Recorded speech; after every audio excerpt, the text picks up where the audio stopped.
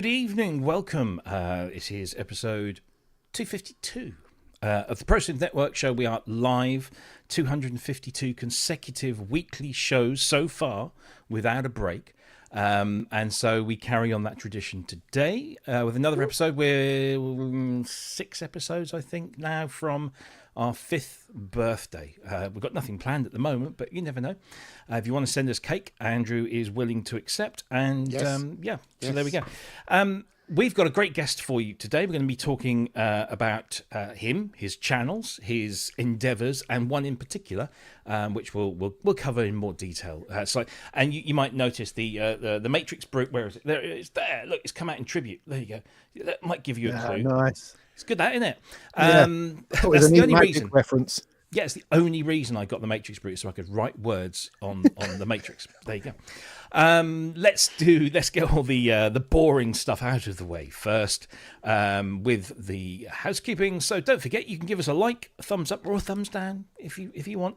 You can comment on the show during the show if you're watching live on YouTube, Twitch, or Facebook. All three of those platforms will allow you to communicate with us live during the show. So if you have something to say, please do say. If you have a question, stick a capital Q in the front of it. I must lift my seat up because that always goes wrong. So yeah, capital Q, just so we can pick it out. That would be useful. But also, give us a subscribe if you haven't already, simply because it will help you keep in touch with the show. It'll let you know every time we're going live if we have shows coming up. I'm hoping, I really want to do some specials outside of the Friday night show this year. Nothing major, but just a few kind of maybe roundtable discussions. So we'll make plans. So if you are a subscriber, you get notified of all of that stuff when that happens. And as I always say, if you're watching this show and you think somebody would really enjoy it and they're not currently aware of us, do make sure you share the link to them, and that would be fantastic. We are completely community-led and community-funded. We do this for you, and bizarrely, you keep helping us carry on for 5 whole years now, almost.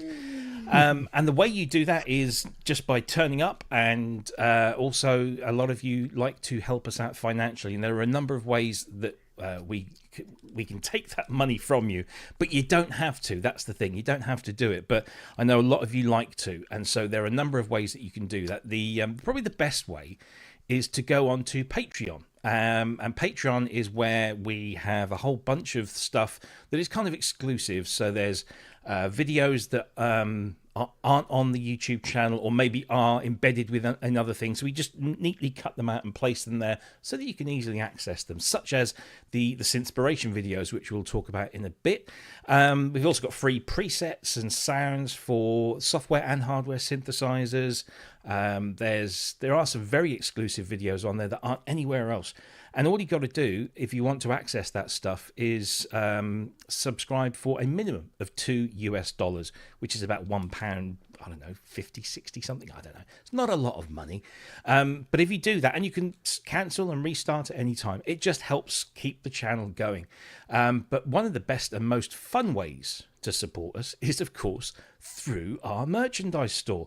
In case you hadn't realised, we have got a merchandise store, and I want to say this today because it's very important. We've had a sale on all January. Lots of people have been taking advantage of it. There it is. Let me just take the banner off there. Everything in the store, from t-shirts, hoodies, mugs, stickers, badges, bags, Christmas jumpers, if you want to get ready for Christmas jumpers. There's a lady's dress in there, even laptop sleeves, dog collars, and all sorts of different things. And links to all of the shows are also there. Look, everything at the moment until the end of the day, and I'm going to say LA time to give you all a little fair whack. So it'll be about 9 o'clock tomorrow morning UK time, once I've kind of woken up, that I'll press the button and turn off the 15% store-wide discount. So you can have all of this lovely stuff. Look at those wonderful leggings. Proper joggers there with the Pro Synth. I've yet to see anybody buy any of those. We've got. I need to get myself one of these, the desk mat, because my one's starting to curl around the edges. You know what I mean?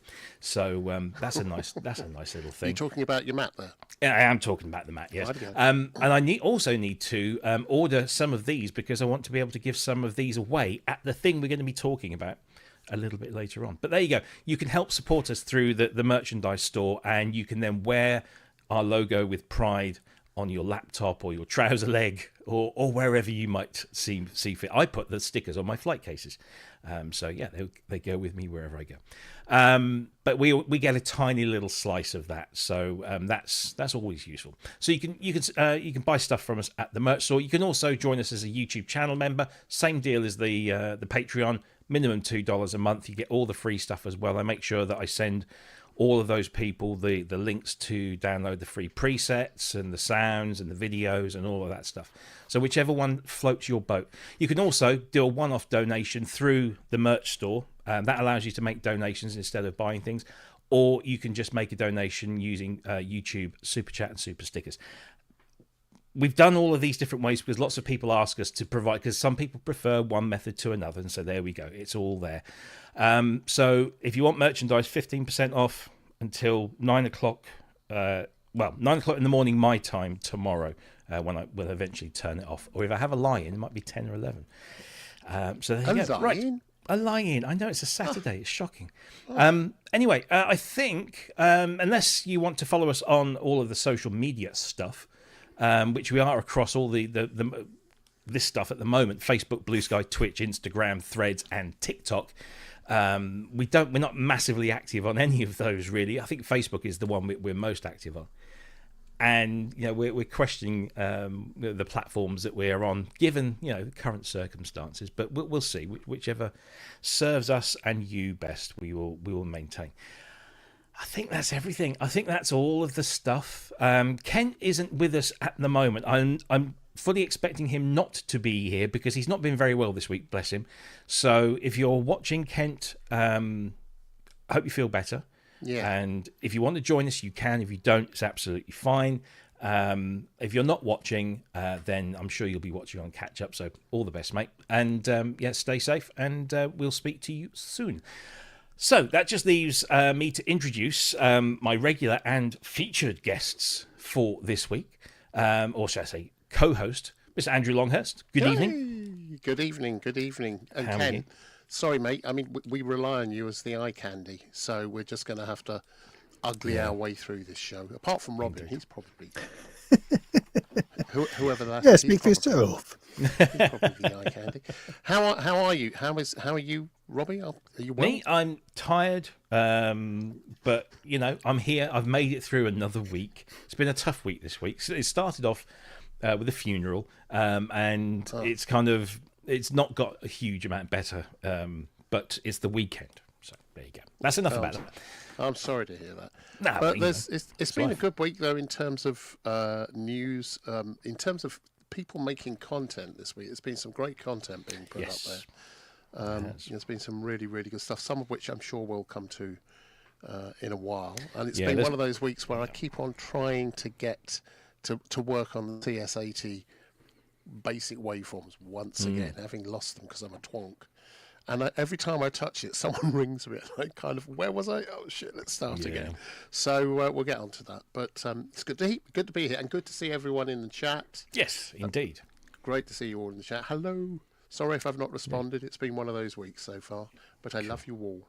Jolly good. Excellent. Well, we have a very special guest with us today. Just before we came on air, I said, have we not had you on before? Because I can't believe we haven't had. And I think, as we discussed, it's one of those things where we're both quite busy and it's just aligning. But I am delighted to welcome this week a former colleague of mine at GearNews.com. Somebody I've known for many years, and is also a fellow YouTuber with his Molten Music Technology channel, along with the website and the blog that he has on there. And he does lots of writing endeavors for esteemed publications such as Sound on Sound, and many other things. He's got a great history, which we will definitely be asking him about. We all know him and love him as the one and only Mr. Robin Vincent. Yeah! There we go. There we go. We get applause and cheers and everything. That's lovely. Well, what a lovely introduction. It's an absolute pleasure to be here, sir. Oh, it's great to have you and your flowery shirt here, as always. Which I think is your trademark now, isn't it? Do you ever not wear a fancy, elaborate shirt? I'll say that I don't, just to maintain that reputation. I don't hang out in sort of black synth t-shirts or anything. It's true. I've never seen you out of a flowery t-shirt or a flowery shirt, should I say? Because it's always a nice button dress shirt. They're very nice shirts as well. Yes, I know. Always sleeves. I'm not a short sleeve type person. It's always the real deal. Indeed. Anyway, how are you? I'm good. Good. Excellent. Are you nervous or excited because of what's coming up in a few weeks' time? How is that whole Synth East build up for you? I'm in denial mostly. I think it's going to be the most accurate description. It's because it's about to slam itself around the corner. Everything is pretty much coming along. Synth East, for people who are not aware, is a Norwich-based synthesizer festival show type thing over the weekend of 21st to 23rd of February, so coming up soon. And it's put on with myself and Electronic Sound magazine, who you may know, they're based in Norwich, and we run it at the Norwich Arts Centre, obviously also in Norwich. So the three of us sort of get together and have put this thing on. This is the third year. Yes. So I don't have to do everything, which is quite a relief. When I started thinking about this, it was just me trying to find a room somewhere to put on a gig.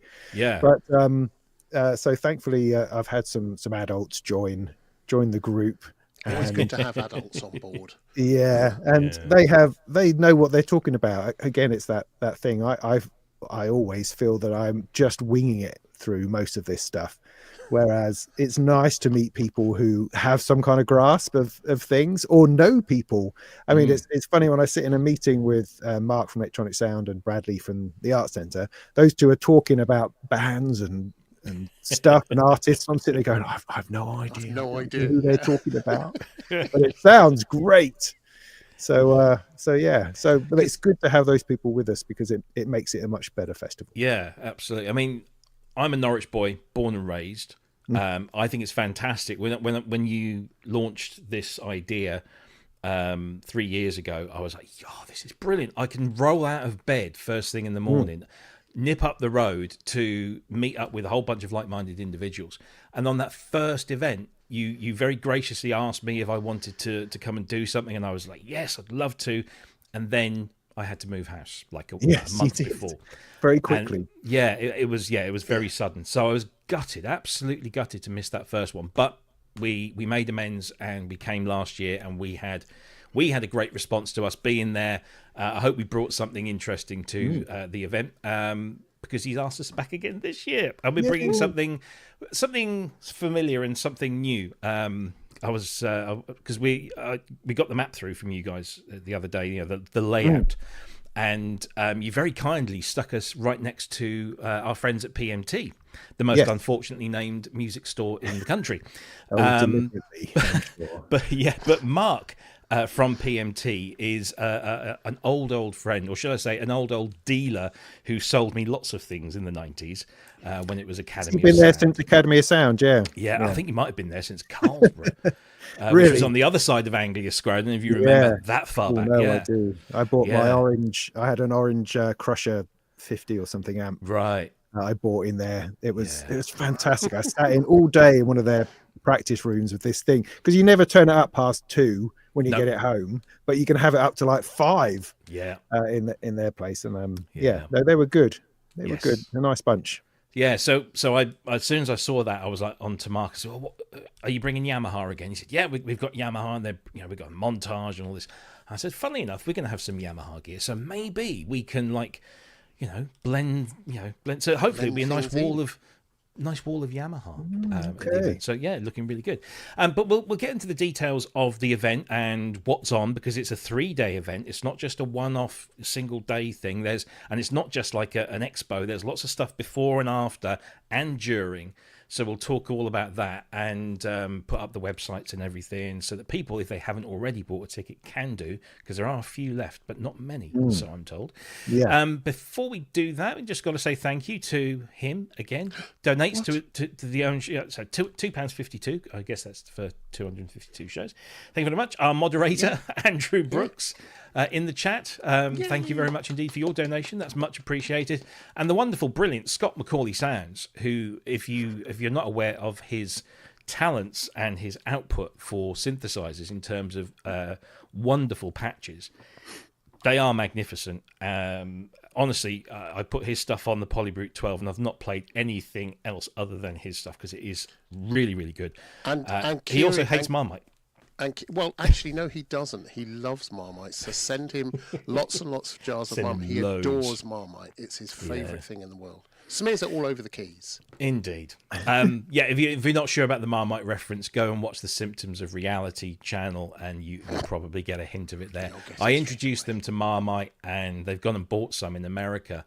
And 1 out of 3 of them liked it. The rest really didn't. It was that divisive. But anyway.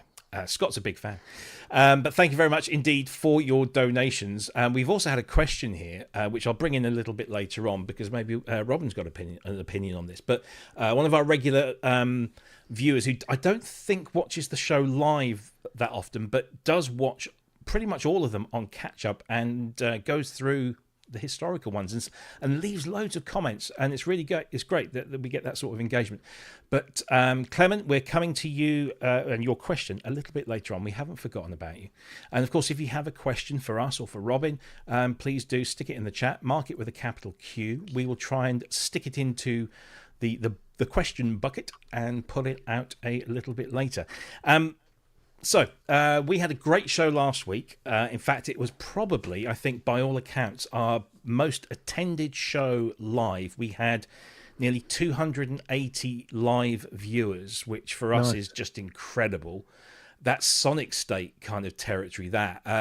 We loved that. I think it was just because we were covering NAMM and everybody was really interested in what was going on there. So thanks to everyone that joined in. And if you have subscribed to the channel and have decided to come back to us because of that show, thank you. Mark's in the chat. Yes, he was at Carlsborough. There he was. So confirmation. There we go. So God, he's old like us, isn't he? So yeah, we had the show last week, which was NAMM, and of course everything goes mental right up to the end of NAMM, and then it's just like it's a bit like this, isn't it? There's no news. There's literally nothing, nothing at all. Well, I say there's very little, very little. And everyone's ill as well. Everyone picks up something anthrax, quite nasty, from NAMM, and is in bed for a week. Because Nick was off this week from Sonic State because he came down with something. Yeah. A few other people I know, Ali Cassidy, who is one of our great contributors on the show and big supporter. She's out in America. She's a fantastic restorer and repairer of vintage synthesizers. She came down with it really badly. She was on the ARP stand the whole weekend or the whole week. So she came down with something nasty. But it seemed like it was a really good show. Lots of things to talk about, which we did last week. So it hasn't left us with much this week. We've got like one new thing that we can actually but we've got lots to talk about. But we've got Robbie. With this fella here. Exactly.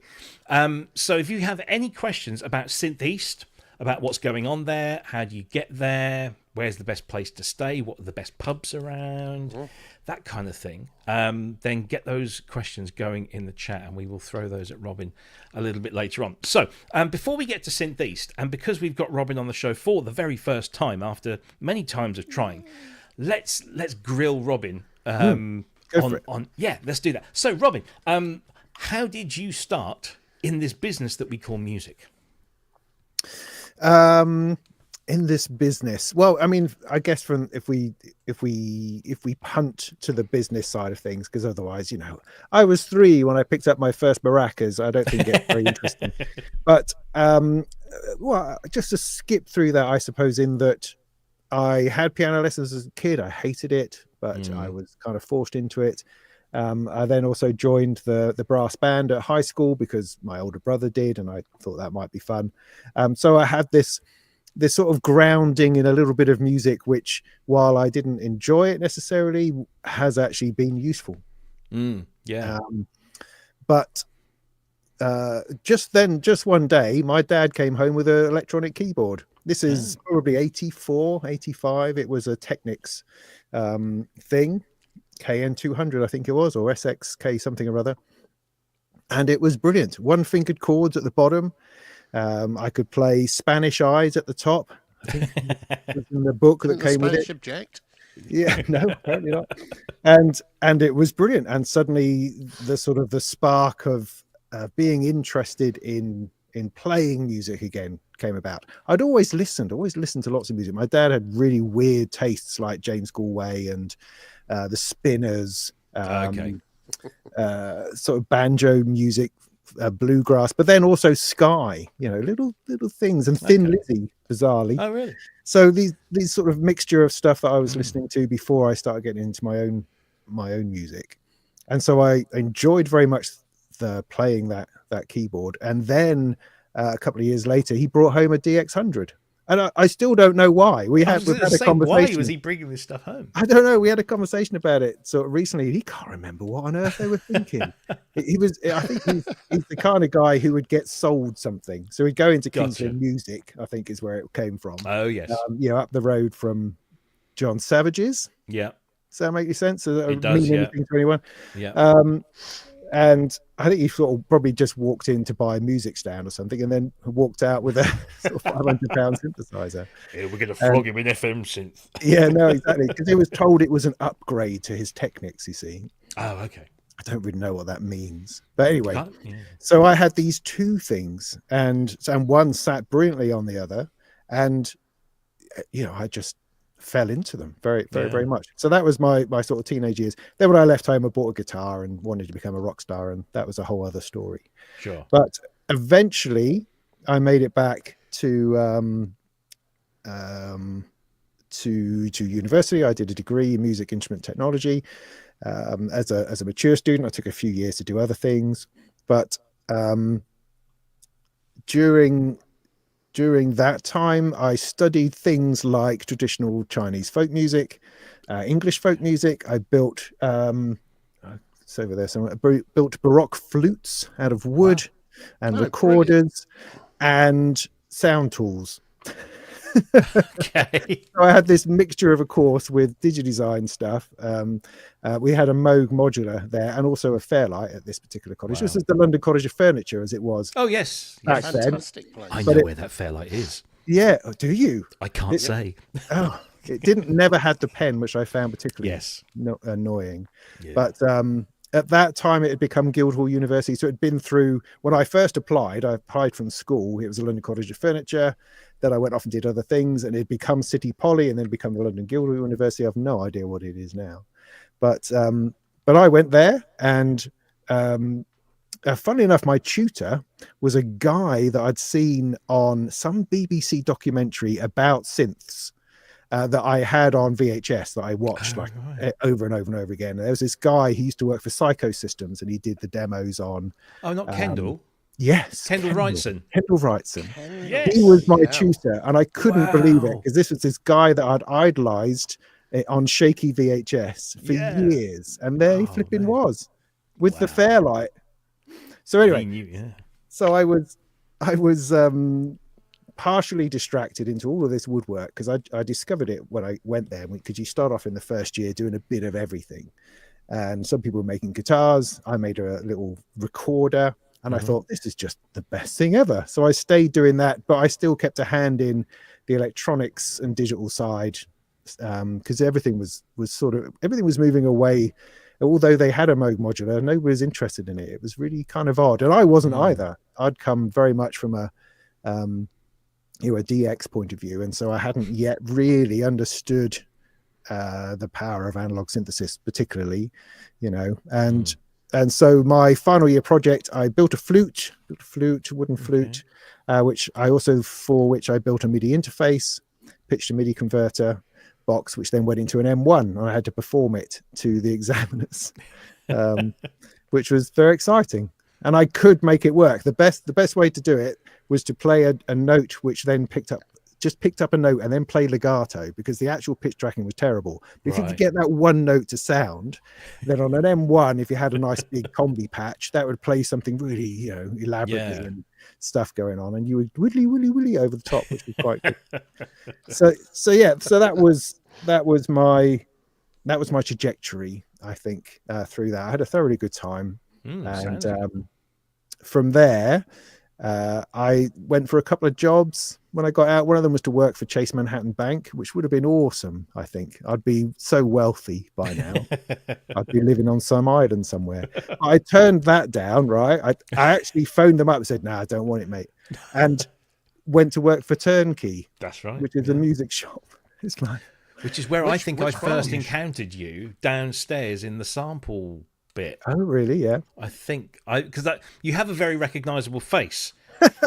Bless you. And no, but you do. And when I sort of properly encountered you in this time of our lives, you look familiar, because I used to go there a lot. I used to really hang out there and just play with things. I bought my first proper equipment from Turnkey because of the insert in Sound on Sound and the bargains, and they had a sale on 1 week where they were flogging old sound canvases for like 400 quid, and that was my first kind of proper kind of pro, shall we call it, piece of equipment. So there you go. Turnkey, what a place. So you were there.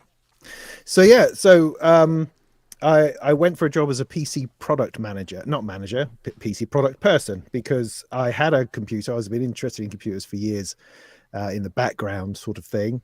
And I'd bought an SW60, Yamaha SW60 XG. I had that. Before that, I'd bought a half decent sound card that was actually full duplex by accident, in that it could record and play back simultaneously. Could you believe it? Wow. And so after buying the SW60, it came with some Cakewalk Express software. I installed it on, and suddenly I had this ability to record my guitar onto my computer with a little bit of synth alongside, drums and stuff. It was absolutely mind-blowing. I mean, I'd done, as I say, it was Sound Tools at college. It wasn't even Pro Tools then. So I'd done a little bit of digital editing and recording, and I think we had they made us use Finale. I mean, they were bastards. Oh gosh, yeah. Wow. So we had a little bit of MIDI sequencing in there as well. So I bought this little stuff, and I thought, well, I know computers, I know music, I'm sure I can do that job. And so I went along and talked to a bloke, and he says, yeah, all right. And then I turned up, and nobody knew who I was or why I was there. But, I sat around long enough for them to go, so are you working here then? I go, yeah, I think so. What year was this, Robin? This was 96. Okay. Possibly 97, 96, I think. 97. Yep. I don't know, one of those. Yeah. And they just said, sort of get on with it. So I did. And it was just the worst week, I think, of your life. Now, there are some fantastic people, and I really enjoyed that. These people who were very, very impressive. They were impressive for a week. Then after that, you realize they didn't know any more than you did. But the frightening thing about it was that you turned up and there was no sort of training. There was no induction or anything like that. You were literally let loose on the shop floor, and people would come up and ask you questions, and you'd go, I don't know. They'd say, tell me about this 4-track. You go, what 4-track? This 4-track. Oh, I don't know. Or how much is this? I don't know. And so you spend the whole day saying, I don't know, feeling really embarrassed and humiliated. And I went home and cried. I cried on the bus home going, that's awful. But the next day I took home a bundle of brochures. You had brochures in those days. No internet. Well, there was internet. I had internet at university in the last year. And there was a cyber cafe up the road in Tottenham Court Road, which I'd been to. So I had spoken to people in New Zealand for no reason. Anyway, so I took all these brochures and I'd read them on the bus. I'd read about DA38s and ADAT, and I'd read about mixers and bits and pieces, and just try my best to absorb the information. And that's how you survived in this place. Yeah. You just had to do your best to absorb information, to listen, make stuff up. And because that's why people say, turnkey sales guys are a bit rubbish, aren't they? Yes, we are for a while, but there's enormous wealth of knowledge within the space. Yeah. It just, if you hit on the wrong person on the wrong product, we're just winging it. But you have this price file, which is about this thick, big A4 folder, and someone says, "So how much is that?" And you go, "Hang on, it's £5,000." I go, "Great. Can you give us anything off?" 4,996. Oh, great, we'll take one. So, would you like this cable? Yeah, how much is that? £200. Oh yeah, I'll have that. Great, because you only ever make money on the cables. That's the point. Yeah. So I was in that environment, and it was an amazing place and a frustrating place and a difficult place at times, but it enabled me to learn very, very quickly about lots of different things. I mean, it had a huge staff turnover because a lot of people would turn up and just go, "This is nuts," quite rightly, and move on. And also, you didn't get paid because for your first month, because you were paid on commission. Everything was commission, 100%. And so they only paid you the month after. Really? All commission? So the first month you didn't get any pay. Crazy, isn't it? You go, "Why am I here?" But it was such an amazing, like, the whole... I just remember going down there as often as I could at weekends, spending most of my time in turnkey. But there were so many other smaller little places that you walked in and it was just like floor to ceiling. Everything was just gear, whether it was amplifiers, synthesizers, guitars. That whole area around, Charing Cross Road, Denmark Street. Yeah, all of that was a real hubbub. Around the corner, wasn't there? Yeah, Ivers was just around the corner. So many different places. And I go there now, and Denmark Street has still got maybe a couple of the guitar shops. You got the Roland store there. Yeah, the new Roland pop up. Yeah, which is all right. And Rose Morris is still there. Funnily enough, when I went for the interview for turnkey, I thought I was going to Rose Morris. Because when I applied to work in a music shop in the West End, that's absolutely what I thought the shop was. So that was a little odd. But it really has. It's just it's not the same. But the turnkey thing. I mean, I remember I'd been like really interested in getting into music technology for such a long time, and had been. I would religiously buy the magazines of the day, like 1-2 Testing and what was the Electronic Music Maker or something, before Sound on Sound. This was sort of early 80s. And I remember flicking through the adverts and seeing, what I could potentially afford maybe in 100 years' time. But then with Sound on Sound, you got the turnkey insert. There was a separate little mini magazine. Yeah, there was. And I literally, every time I picked up a copy of Sound on Sound, the magazine would go over there, and the first thing I would look at would be the turnkey booklet. What deals have you got on today? What are you trying to flog off? And that's where I thought, I need to go to this place. This is an actual place. And it was a fascinating, confusing, certainly for somebody, in their mid to late teens, from the countryside, to go into that there in London. Whoa. and walk around this place that's just full of all the things that you've been reading about and dreaming about. Yeah. And literally not knowing who to speak to, and judging by what you said, that's probably a good thing.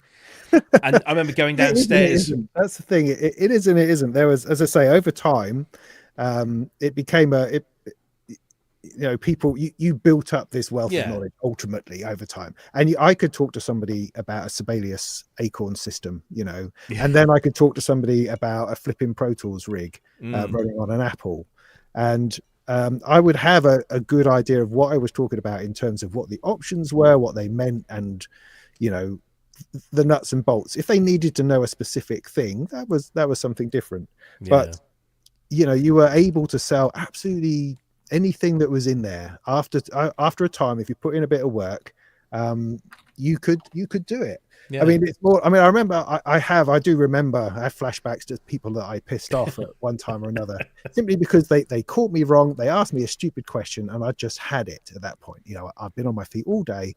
I've been asked stupid questions all day, and I'm sorry, but you've just got me being very rude to you, which is not what we want. But there is a human side to that, and I think the intensity of turnkey was such that perhaps happened more than in other shops, because it was always packed full of people. There was always stuff going on, and people milling about, and people would, that they were there to waste your time, as in they just wanted to talk about the gear, and it's like, well, that's great, but this guy over here wants to buy this thing, and I'll earn 30 quid if I sell it to him, Exactly. Whereas talking to you sadly, I'm not making any money.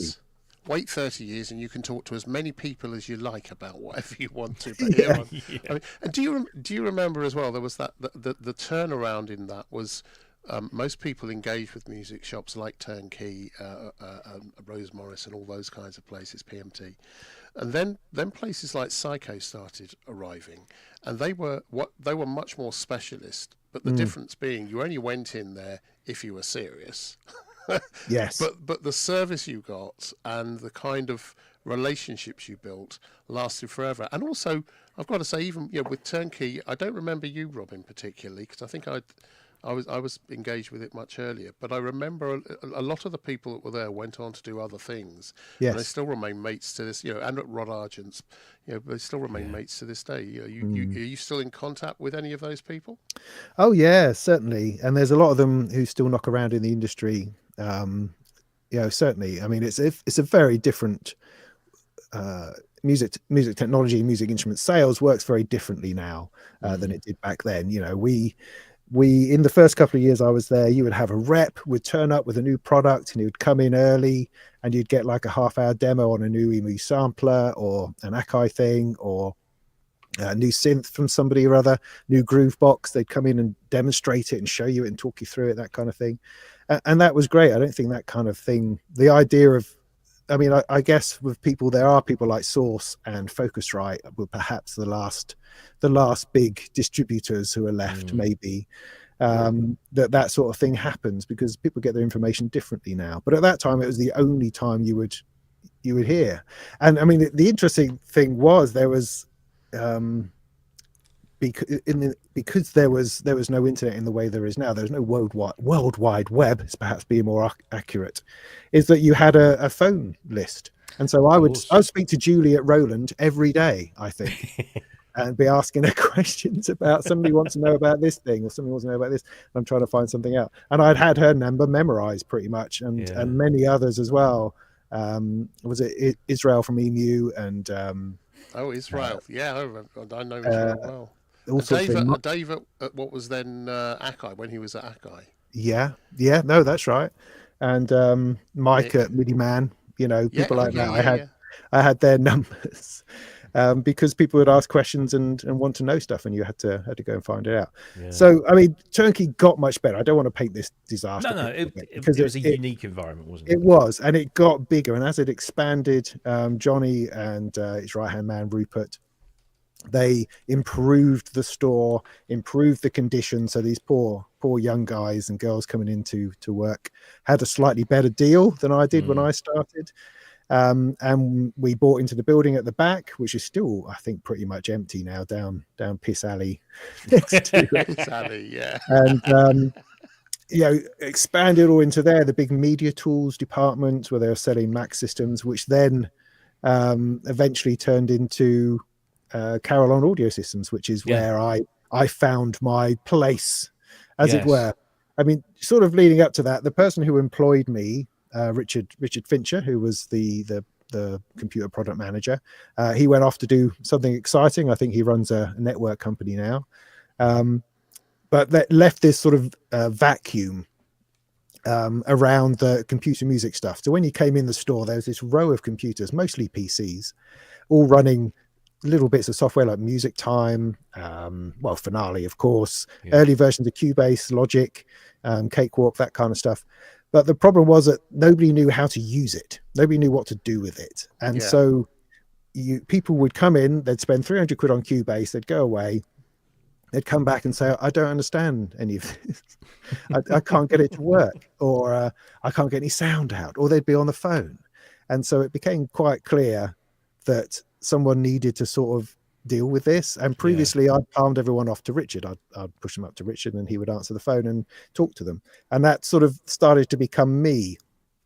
and it would turn out, excuse me, because the sort of person that I am, if there's a problem, I want to work it out and sort it out. And so I'd go home, and all weekend I'd be working out how to do stuff and installing software and trying to understand it so that I could then answer the questions that come around on Monday.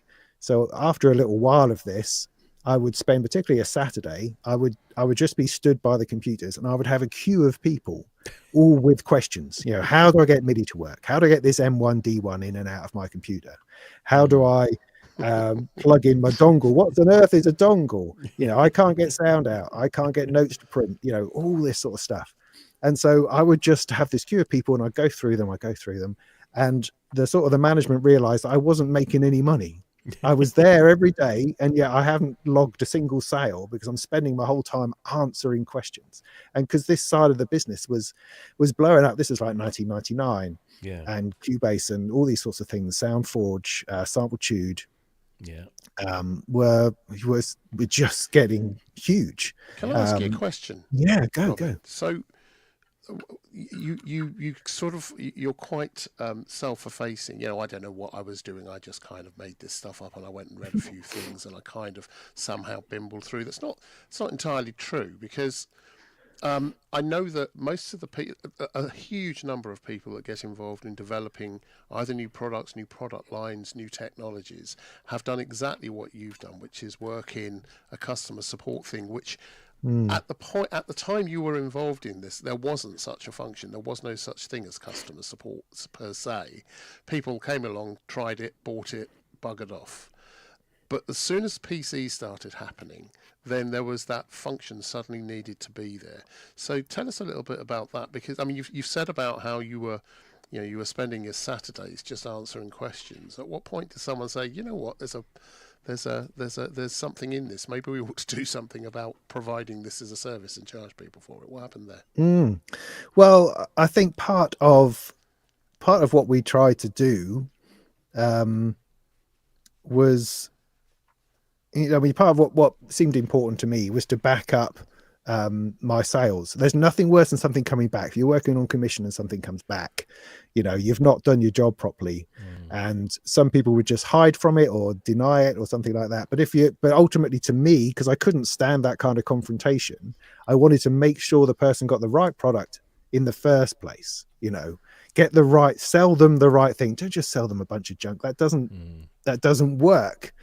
You have to sell them the right thing. And with the computer, also you weren't just selling them, you know, like you would with a synth or something. You weren't just selling them that. You were selling them probably a sound card, probably the software, probably the PC or bits to go with the PC, or you know, some instructions to put it in. And they didn't know PCs, so they were having to learn about computing, interfaces, digital exchange formats, or you know, M1D1 formats, as you say. So it had expanded. You couldn't just sell a sound card without a great expectation that at some point they'd be visiting you again, going, yes, a sound card. What do I hold it next to the computer? What do I hold it up to the screen? So how was that for you? Because that must have been deeply. You knew they were going to come back. So how did you deal with that? Well, he says, looking. I don't have. Do I? I wrote a book. I literally wrote a book because it was so frustrating to me that no one understood what MIDI was. No one understood what audio was or how they differed. Now, pro audio guys, absolutely, they knew what audio was. They were, that was all happening in another part of the shop. They were completely happy with that. Whereas, well, I mean, I say they were mostly happy with it. I'd still have arguments with them because I remember having this argument with these two studio owners who were adamant that if they couldn't punch in and out, that the whole thing was useless. You know, what a waste of time these computers are. You can't even punch in and out. And because this was pre-ASIO, so you had half a second of delay between hitting record and the thing actually happening, you know, digitally. And trying to explain to them that you could just add another track and record alongside and then cut it in, you know. You didn't need to punch in. Punch out was for tape people. And they could not wrap their head around this idea. And I almost got to this quite heated argument on the shop floor. But I'm trying to demonstrate, I think it was a lexicon system, because that was like one of the fastest things around at that time. Anyway, by the by, but what I mean is that these concepts were just not understood. And of course, because you had everything coming out of the same place, it was hard to differentiate, because you had a MIDI keyboard. So was it coming out of the MIDI controller? No, it wasn't coming out of that. It's coming out of the computer. Right, it's coming out of the computer with my voice that I've recorded in as well. Yes, it has. Okay, so I've got my synth. Where's my sound? Well, your sound's coming out of your synth. Well, why is it not coming out of the computer? Well, because it's your synth over here, Yeah. but I'm playing the same keyboard and it's going through the same software. Why is the sound not coming out of the same place as everything else is? And you have these cyclic conversations about trying to understand that there's two concepts here that remarkably, for the first time, the computer has brought these two things together, which makes everyone's life easier except for mine when I have to explain it to you. But so it sort of became clear that there was definitely a difficulty between computers and getting this stuff to work, and there was a hole in getting that to work. If you had an Apple, potentially your life was easier because things seemed to work. On a PC, you could have a PC from anywhere. They could have been bought from Tesco's, could have been Dixon's. From Dixon's, exactly. It could have been self-built. There was no standardization on PCs, so there was no clue whether anything would work or not. And it was very, very difficult. So when people had problems, sometimes you had to say, well, I'm afraid it just doesn't necessarily work that well. I come to the shop and I can show you it working, then see if you can get it working at home. So that was really the seeds that started to sow the idea that we could perhaps build a computer system, because we had this Apple department that would sell 20 grand systems in the studios that had an Apple Mac in the middle of it. Why couldn't we do the same with a PC? Could we do the same with the PC? And what would that mean? And is there anything else that we could bolt onto that to make it more interesting? And that's where Carolon Audio Systems came from. Yeah, because I remember Carolon again advertising in places like Sound on Sound and aspiring to one day maybe own a computer that was dedicated, built for the job that I wanted it to do, and not just, say, as you said, a general purpose thing that was bought from Curry's or Dixon's that just wasn't up to the job. But they weren't cheap, but they weren't cheap for a very good reason. Yeah, but they weren't expensive either. No, that's true. For what they were, that's something that we were quite sort of proud of. You were really clever in that you took the guessing out of an awful lot of it. So people who didn't know any of this stuff would buy a box, they'd buy a PC from you, a Carolon system, and it had everything was labelled. It was MIDI in, MIDI out, audio, all of the things were there. And when you started up and ran it, it was optimized to run audio. So it was it was suddenly going back to that thought of buying an instrument. You had your box, you had your tape recorder. It was this one thing, this one box. You could switch it on, and pretty much anyone could get to grips with it straight away. It was a brilliant idea. Yeah, it was good. I mean, it took a fair bit of work, a fair bit of trial and error. But I kind of felt like we were actually doing something really useful, and this is gonna help people, as you say, because I have had customers' computers on the repair bench and trying to get Cubase to work, and Cubase doesn't run in time with itself, and the reason is the motherboard. There's nothing else. It's just this particular type of motherboard, I'm afraid, doesn't do timing, and so you get shuffling all over your. You can't do 16ths in Cubase, which is ridiculous. but there you are. So it's like we just got to do something about this. So the first Carolon was a Pentium 3, for heaven's sake. Yeah, I had one.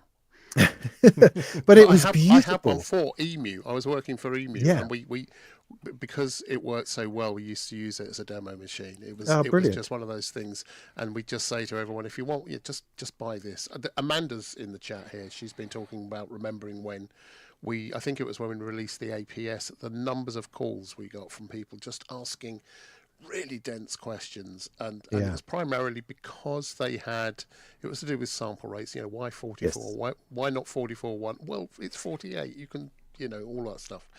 But it was we used to recommend the Carolon just because we knew if people bought one of those, we wouldn't get those calls. Yeah. Well, those first ones are brilliant because they only require we got these special, because at this time, this was 2001, I think. At this time, there was no, the idea of having a quiet PC was completely unheard of. If that's not a strange pun. Although the quietpc.com did exist at that time, funnily enough, very early on, and we got a few bits from them. But we had to source quiet components, things like the fan that goes on the CPU. So you'd have these little fans, on P2s and P3s that would go wee. Yeah. So we found these big ones with big heat sinks that were much, much better. We found enclosures for hard drives that you would, they were like little ovens, these things. You would wrap them inside this it was inside some sort of material and then inside a sleeve that was then sort of crushed together. And it probably half the life of the hard drive, I suspect. But hard drives were loud. Once you've cut out the fan noise, you suddenly have this click, click, click, click, click, click, going on. And that's like, oh, well, that's your hard drive. Right. Okay. So we then deal with that. So the system was remarkably quiet and brilliant. And we had this, we've got this case built. First of all, of course, we went to a British manufacturer and they said, yes, no problem. It's going to be about £2,000 for each faceplate. You go, great, right.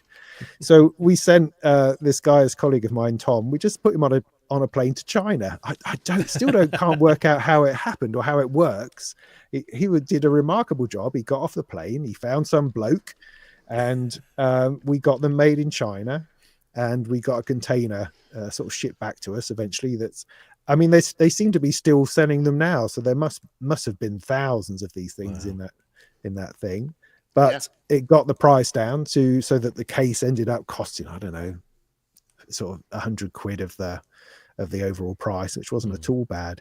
So anyway, so we had this case, we had these silent bits, and we built this system, and then we installed Windows properly and did all the proper stuff to it. I ended up publishing a list of tweaks which generally got shared around. I still see my list of tweaks in all sorts of places, and lots of manufacturers publish it as if it's theirs, and there's, oh look, there's my list of tweaks. And this was Windows 98, I suppose. Windows 98 and going into 98 going into XP, wasn't it? Or 2000? No, that's right. People using 2000 as well, NT 2000. Yeah, so it was an interesting time getting these things to work. And then to start with, this changed over time, but to start with, we kicked off with a bunch of set systems. So you could buy like a Delta 1010 system that came with the MIDI Man Delta 1010 and Logic Pro, I think at the time, Logic 4, because it was still PC at that time. And we sold that as a system. We sold an EMU system with those fabulous sound cards that they did, the creative APS. Ones. Yeah. The APS. With the front panel thing that worked so nicely. Yeah. I did a Soundscape one. The Soundscape one was particularly good because that particular sound card had 24 individual ASIO drivers. So each channel on it, you could run a different application. So we sold this system that had Native Instruments Generator, Native Instruments, the other one, what was it called? Generator, and the sampler one was called something else. This was pre-Reactor, I think. Yeah. Or maybe it was Reactor, thinking about it now. But anyway, so you had your DAW running, you had software synths, you had Giga Sampler, and all of these you would run separately, independently on the computer, all running through its own ASIO channel on the Soundscape Mixstream card. There you go. That was one. Oh, and there was also the 1820M and the 1616M. Yes. There's all, and there was a whole bunch from other people that were just, there were so many different things. Giga Sampler was a big thing. I could only afford an 0404. Oh, well, we had a cable for that, so you could route the input to that to the little socket we had on the front, which was kind of a novelty socket, but we're trying to make it look like a piece of audio gear. Was the plan. It did. I started off with sound blasters. I think, I think all 32, then the all 64, and then I foolishly went for an Audigy Platinum EX. Right. And that was a nice big card with a secondary card and a breakout box with all of the connections. And I thought it was amazing. But it just didn't like Cubase, or Cubase didn't like it. And I spent more time trying to configure that thing than actually making any music. Yeah. So that's when I moved to Emu, and was happy for a while. Yeah. Yeah. Well, it was it was essentially the same hardware.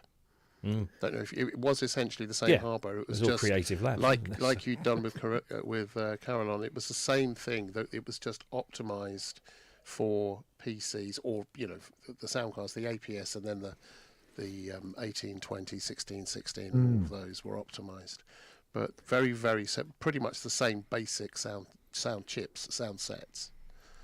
Yeah. So what got you from building custom music PCs to where we find you today? There's a long-term YouTuber, a writer, a well-respected writer with great credentials, an organizer of an annual synthesizer event. What kind of where did that step come? That change happen? Well, how did that happen? Well, I guess Carolon, had probably 2 or 3 golden years. I think we went to NAMM, we made systems for, we did the shows, we made we got an American distributor, I made a system for Sir George Martin, I made a system for David Arnold, things like this, and it was Chuck Ainley and stuff, things like that. He's a nice fella. So it felt really good, and then it kind of wasn't so good anymore. Things were more difficult. I think pricing on things got more difficult, production got more difficult. It all just kind of either got too big for itself, or it got, I don't know, one of those things that happens when you're with a firm for a little while. It just sort of gets flabby and ends up being less and less fun. So in about excuse me, in about 2005, I thought I just need to get out. And also at Turnkey, the thing that prompted that was that Johnny Arbiter, the guy who ran it, he died very suddenly. It was really sad. I mean, I was literally packing boxes with him the day before. We were outside both packing up boxes, because he's he's a shift him out the door type of guy. Bang it, sell it, sift it out the door. And so he was down there, the owner of the business, packing up boxes the same as me, trying to get something out the door before the postie arrives. But anyway, so sadly he died, and the business then got bought by Sound Control, I think it was. Yeah. And it sort of went downhill very fast, because it was sort of, Johnny was the heart of the business. He was a lovely bloke.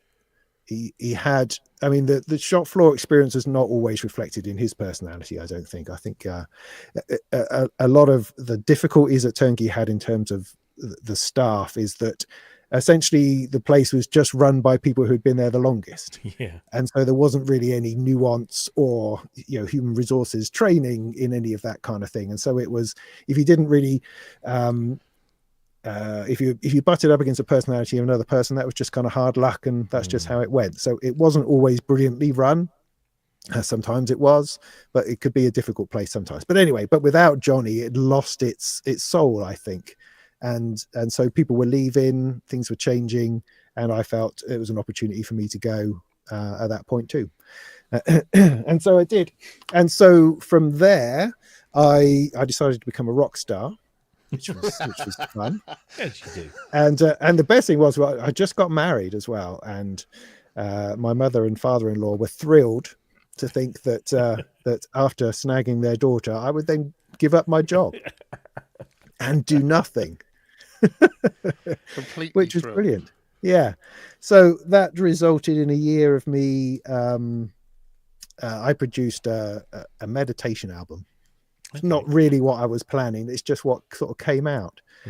So I did that. I did some festivals with that, sort of spiritual Christian festivals, and kind of worked with that for a bit. Really enjoyed that. I've done 3 or 4 of those over the years. And yeah, sorry. They're good fun. Yeah, it was, and that was nice, but it wasn't really working in terms of paying the bills. So the people who distributed Carolon in the States they'd sort of split up. It was Waves, Waves Distribution, run by, name escapes me now. I know who you mean. Okay. Anyway, his second in command was the guy that I was mostly dealing with, Bill Pashik. He broke off to start up his own thing called Rain Computers, and we talked a bit, and he suggested that maybe I'd like to do that. It was essentially Carolon Audio Systems under another name, and whether I'd like to start that up in the UK. So I thought, yeah, okay, I could do that. So I started building computers under his brand and doing the same sort of thing. Just slightly smaller, slightly more personal. Started off out of the bedroom in our Crystal Palace flat, and did that for a bit. Then moved up to Norfolk, or back to Norfolk from my point of view, to have kids and that, and continued that business for a few years.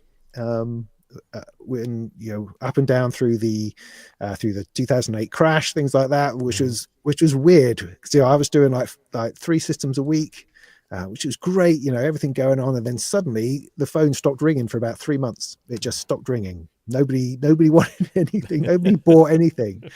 And so I found myself in this peculiar sort of patch of about sort of 4 months where I was doing local tech support for computers. So I would put adverts in local papers, and I would go out and fix people's virus-ridden computers.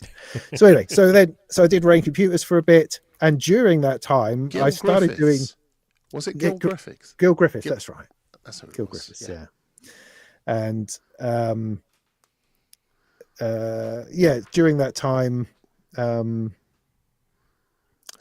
think so. He also we sort of mixed in with Sound Chaser. Was it Sound Chaser who were building computers over in the States? Something like that. It was someone like that. They did you end up doing the UK sort of distribution, or the UK version of that, or was there? I can't remember exactly what happened. Yeah. No, I mean, I think they sort of folded into each other. So I was doing Rain Computers, did that for a few years. It ended up not sort of working out. I mean, it was successful enough. It was just the difficulty of being the branch of somebody that I couldn't always contact. I couldn't always get the website sorted out in the way that I wanted it to, bits and pieces. It was different. The UK market and US markets were different, and those sorts of things. So it came to a head at one point where I just thought, I have to get out of this. But this is what I do, and I have all of this stuff, the facilities to do this. What do I do? Do I go and get a job somewhere, or do I attempt to go alone, do it myself? And so it became obvious that Rain Computers was not working out at that point. So literally over a weekend, I dreamt up a name. I went to company's house, online, filled out the forms, and boom, by the Monday I was a brand new company. And I was rapidly emailing people saying, "Hey, I've just changed names. Would you like to come and buy a computer system from me?" And so that was the start of Multimedia Technology in 2013. And so, I was just saying, before that, as I was doing Rain, I just started sort of making some videos, sort of promo videos. I did a couple of reviews, reviewed some audio interfaces, things that were relevant. I started thinking about, I could do this. Maybe I could do, I could turn my book and all those bits of information that I have into a YouTube series, maybe. Yeah. So a few bits and pieces like that coming along. Excuse me. So that was really early for doing YouTube YouTube content. Yeah. Oh, very much. Yeah. And so it felt like it could be an interesting thing. So I did a few bits and pieces, and then when I went to the new channel, I thought, right, I'm going to kick this off with some videos. So I did a nice intro video to start the business off, and started doing again reviews of things. I mean, one of the things I wanted to tackle was latency, which is one of those big questions. So I did this big video on latency. I now can't remember whether that was the last thing I did on Rain or not, or whether it was the first thing I did on Multimedia Technology. But anyway, that sort of thing. So I wanted to do those sorts of things, to try to be educational with it, and and it did all right. It started bumping along, and then so this is a long story. I know. I appreciate that. So I'm building computers for studios. Again, same old thing. People come to me, they give me a load of money, and I give them a decent computer which is going to work. Did a lot of work with Scan and Juman. Oh God, I can't remember his name now. That's terrible. I hate it when that happens. My brain. Pete. With Pete at Scan.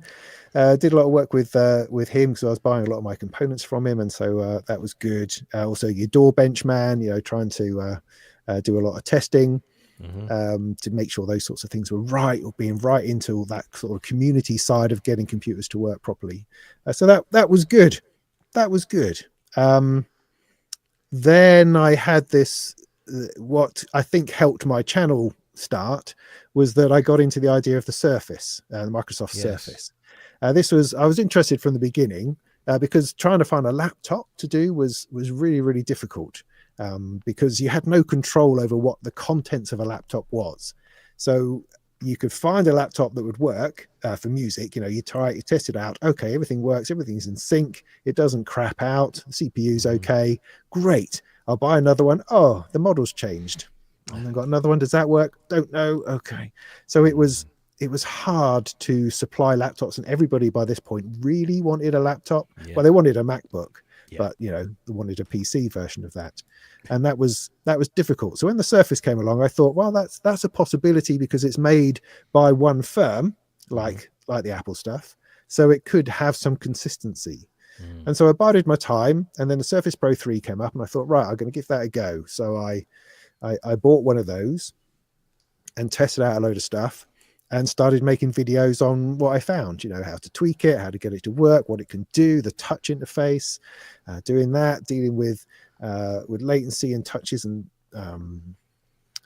MIDI controller software, getting everything to work. And it was a beautiful little platform. Everything seemed to work. And of course, it's a much, much, much bigger market than desktop, than audio PCs. So people are more interested because it's a nice, beautiful piece of gear. So I set to work making videos on that, and then that developed into the Surface Pro 4 and so on and so on. And Microsoft noticed. I got in touch with Pete at Microsoft, spoke to a couple of people at Microsoft who said, oh yeah, I've used your tweaks. And it's like, God, really followed my tweaks to get your sound card to work, and you're flipping Microsoft. This is just crazy. Brilliant. So another question for you, because we're covering a lot here of the computer-based stuff, and I know that's how a lot of us got into this. But I'm kind of interested how you made that step from there to being a complete bonkers person with lots and lots of modular. You went down the modular route. Oh no! How did that? How the hell did that happen? Yeah. I'm very nearly there. So all these pieces all come together. So the Surface allowed me to raise my YouTube profile. I got through that 10,000 subscriber mark, which meant I could monetize the channel. Which was really, really helpful, enormously helpful, which encouraged me to do more videos. So that side of things was starting to bubble along. I think I'd probably started my Molten Monthly by then. And that was all. So I'd set all that up, I think. So that was the channel working. I started doing things that I like to do, and was gaining a reputation, and all good, I think. Then strangely, I got offered a job at Gear News, and it sort of came a bit. Anyone on these days? Yeah, they do. It came a bit out of nowhere. I mean, I've been doing a little bit of writing for Sound on Sound, so occasional stuff I'd written there, like Windows 10 review. No, was it? I don't know. Windows 8 review, maybe. I can't remember. Bits and pieces, a few software reviews. So I've been doing a bit of writing, and certainly my own content, bits and pieces. And Ralph from, where was he work? Well, he was obviously working for, what are they called again? Remeza at the time. But Ralph is a guy I'd known from TC Electronic. In fact, I'd stolen a power core from him, one NAM, we put a power core he was running TC. He lent us a power core. I stuck it in one of the Carolons at the show and then took it home afterwards. Score, because he never asked for it back. Yeah. So I had that for many years. But anyway, by the by, so I knew Ralph from those days. He'd also been with Propeller Heads. He'd been with other bits and pieces as sort of a sales rep. But this time he was looking to build this news website for Thomann ultimately, and was looking for people to get on board with that. So he gave me a shout and said, would I like to write some articles for Gear News? This is 2016, was it? 2017, one of those two. And I said, sure, yeah, why not? So I went along to a couple of meetings, completely expecting to write about software, and computery sort of tech stuff. And he says, and he introduced me as a synthesizer expert. And I went, oh, okay. So I'm writing about turnkey all over again. Yeah. And I felt a little bit thrown in the deep end, and I'm thinking, oh, but no, this is all right, because I've always kept a hand in, as it were, because everything had been software for so long, really, that I knew plenty about software synths and stuff. And of course, going back to turnkey, what my first job before I started managing the PC side was looking after the keyboards synthesizer area, which is when you go through the door, there's a step up past the counter. Excuse me, you've got 4 tracks on your right. There's I can visualize it in my head. There's the MC303 there. There's the SU10, and underneath that is the SR16, the drum machines down that side. Yeah. Then you've got the wall of EMU, Planet Fat and Orbit and stuff. You've got the base station over on the other side, and in the middle are sort of 2, I think, great big trees of big keyboards. You've got Cosimizi Raven, you've got your Trinity or Triton or one of those sorts of things. Not Kurzweil. What's the other one? The silver thing. Damn it, I had one. It was the additive. What was that? Oh, the Kawaii. Yeah, thank you. K5000. Yeah. Had one of those. Roland synths, bits and pieces. All the crap noughties stuff. I mean, there was a prophecy. Don't get me wrong. There was a prophecy, and there was the JP8000. They crept in there. So I was very much familiar with the idea of synthesizers, and of course my history going back. So I thought, yeah, all right, I'll write about synthesizers. And so I started doing the news about it. And the first or second Synth Fest was going to be on in Leeds, not long after I'd started writing. So I thought I'd better go, because I've no idea what the current situation is with hardware synthesizers. That seems to be something that's going on.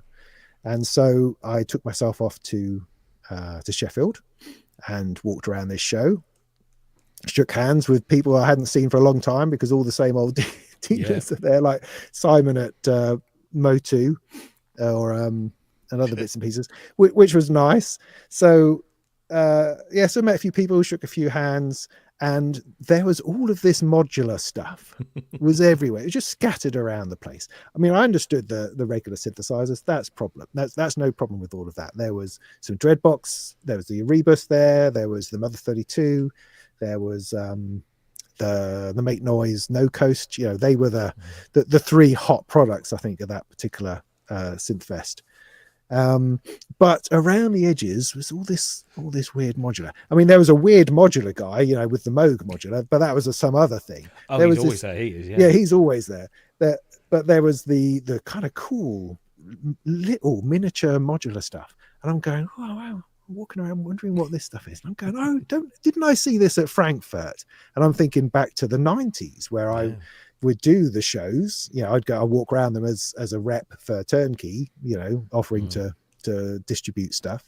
And I remember Dope being there with this cave of lights, all silver, everything silver with red lights, and thinking, what on earth is this stuff? Let me get through to the plugins department. And sort of very much dismissing it out of hand. And yet here it sort of was, but it was no longer all silver. It's no longer all the same color. It was all a mixture, mass of stuff. And I sort of wandered around a bit bewildered.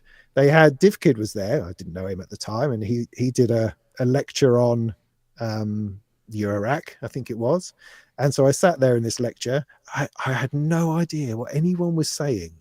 They were talking about they got stuck on power supplies, and we're talking about power supplies for about half an hour. And I thought, this is dreadfully dull, but there's something here. Everyone is on the edge of their seats, and it's evidently difficult to understand. And I thought, this is right up my alley, because nobody knows what any of this means. And that's my specialty. My specialty is being the bloke who doesn't understand, crashing in and working it out. That's what I do. So that's what I do with computers and other bits and pieces. I don't really know, but I am so bloody stubborn that I will work it out. Want to know. I want to know. I will work it out, and then I'll explain it as best I can. That's the way I like to do stuff. So so I looked around. I spoke to this wonderful woman called Chelsea Bruno, also known as, you see my name, I can't do names anymore. Eden. Oh god damn, she's going to kill me. Anyway, love you, Chelsea. Anyway, she was doing essentially a doctorate on Eurorack stuff, and she had just a single row or 2 rows of modular, and she was just patching and unpatching, just blah blah blah, eating a sandwich, patching. And I stood there and sort of watched her for a bit, and then started talking to her and asking her about it, and it was just totally fascinating. I had no idea what this was, and how are you making this music, and how it didn't seem to matter that she wasn't really focused on it. She was just plug that in there and that in there, and I thought, wow, it's extraordinary. And so I went home, and I essentially thought, right, so how do you do this? How do you make it work? And at that time, I couldn't find any sensible information on it. Again, lots of talk about power supplies, and you felt like you had to have some kind of engineering degree. You had to understand a lot of stuff. There seemed to be enormous barriers to entry. And so I did a bit of research, because I'm working at Gear News. I was now becoming familiar with different firms and different brands and what this stuff was. So I started kicking off a bunch of emails to different people, just saying, look, I'm looking at getting into Eurorack. What do you recommend I do? How do I start? I emailed Dopefer, and I emailed Make Noise, and pretty much everybody I could think of. And I got lots of really, really lovely replies saying, well, just try a couple of things. Get yourself a case from somewhere, somehow, which wasn't easy then. It was dope for or nothing, wasn't it? Yeah. But I had lots of lovely replies from lots of different people over how to do it. I mean, Dieter himself emailed me to say, oh, try this and try that and try the other, and good luck, that kind of thing. And so it was fascinating. I was kind of a little bit overwhelmed by the warmth that there was, and how there seemed to be a really jolly idea for someone to try out, and also how the lack of information was remarkable. There were plenty of people talking about it, but no one really explaining it at a level where scientific, non-engineering type people would ever be able to get into it. And that really interested me. And one of the best conversations I had with this guy called Alex, who was who ran Source Distribution at the time. And I emailed him saying, do you know anything about this modular nonsense? And he says, oh yeah, no, 1 or 2 things. And said, okay, great. So we had this conversation via email, and he helped me think about what I could do. And of course, later on, I realized his name is Milo Melodies, and he's actually all about modular. That's all he does. And I was going, oh yeah, it's a load of bollocks, isn't it? And he's going, oh well, yeah, it's quite good. It's quite interesting. I was just assuming he was the Arturia man, So I then decided, right, okay, so I'm going to do this. I bought a Mother 32, thinking that's the way in. And then started doing a video on that, and I started doing this video series on doing it on going hardware. I mean, I guess that the reason that I was at this place ready to do this was because I was so mind-numbingly bored of computers at this point. Right. I was not making any music. I could not stand even reviewing software anymore, because just clicking on stuff, clicking through presets, it had long lost its thrill, I think. And so I needed something to inject life back into what I was doing. I mean, I was playing lots of guitar. That was fine. I had other ways of creating, but I hadn't produced any music for a long time. I was thinking that, my playing live had reduced down to tapping clips on my Surface, and while that was good and clever, and it was a kind of appropriate to what I was doing, there was definitely, I was feeling how I can't just do everything with a little tap or a little mouse. How am I supposed to channel all of that creativity through this tiny space? Surely that's not helping. That's not helping me. I need to breathe somehow. So I was very much in a space where hardware was what I needed to expand into. And I just hadn't quite realized that yet. Yeah. But once I'd flicked that switch, it was like, well, this just makes so much sense. You turn the knobs on a Mother 32 and you go, well, that's brilliant. That's synthesizers, and I'm making music, and it's a filter. I understand that. It's nothing difficult. Okay, the sequencer's a little difficult, but after a little while, I'll get the hang of that sequencer, and it starts to play, and you start to play and interact with it in a way that you never do with software. It's you direct software, you tell it what to do, and it does that. But with a synthesizer, you sort of have a conversation, and you push these things, and it's organic, isn't it? You try that out and see what happens. That's a really good description. Modular synths, you have a conversation. You're absolutely right. You're not just directing it, you have a conversation. It's a two-way thing. That's it.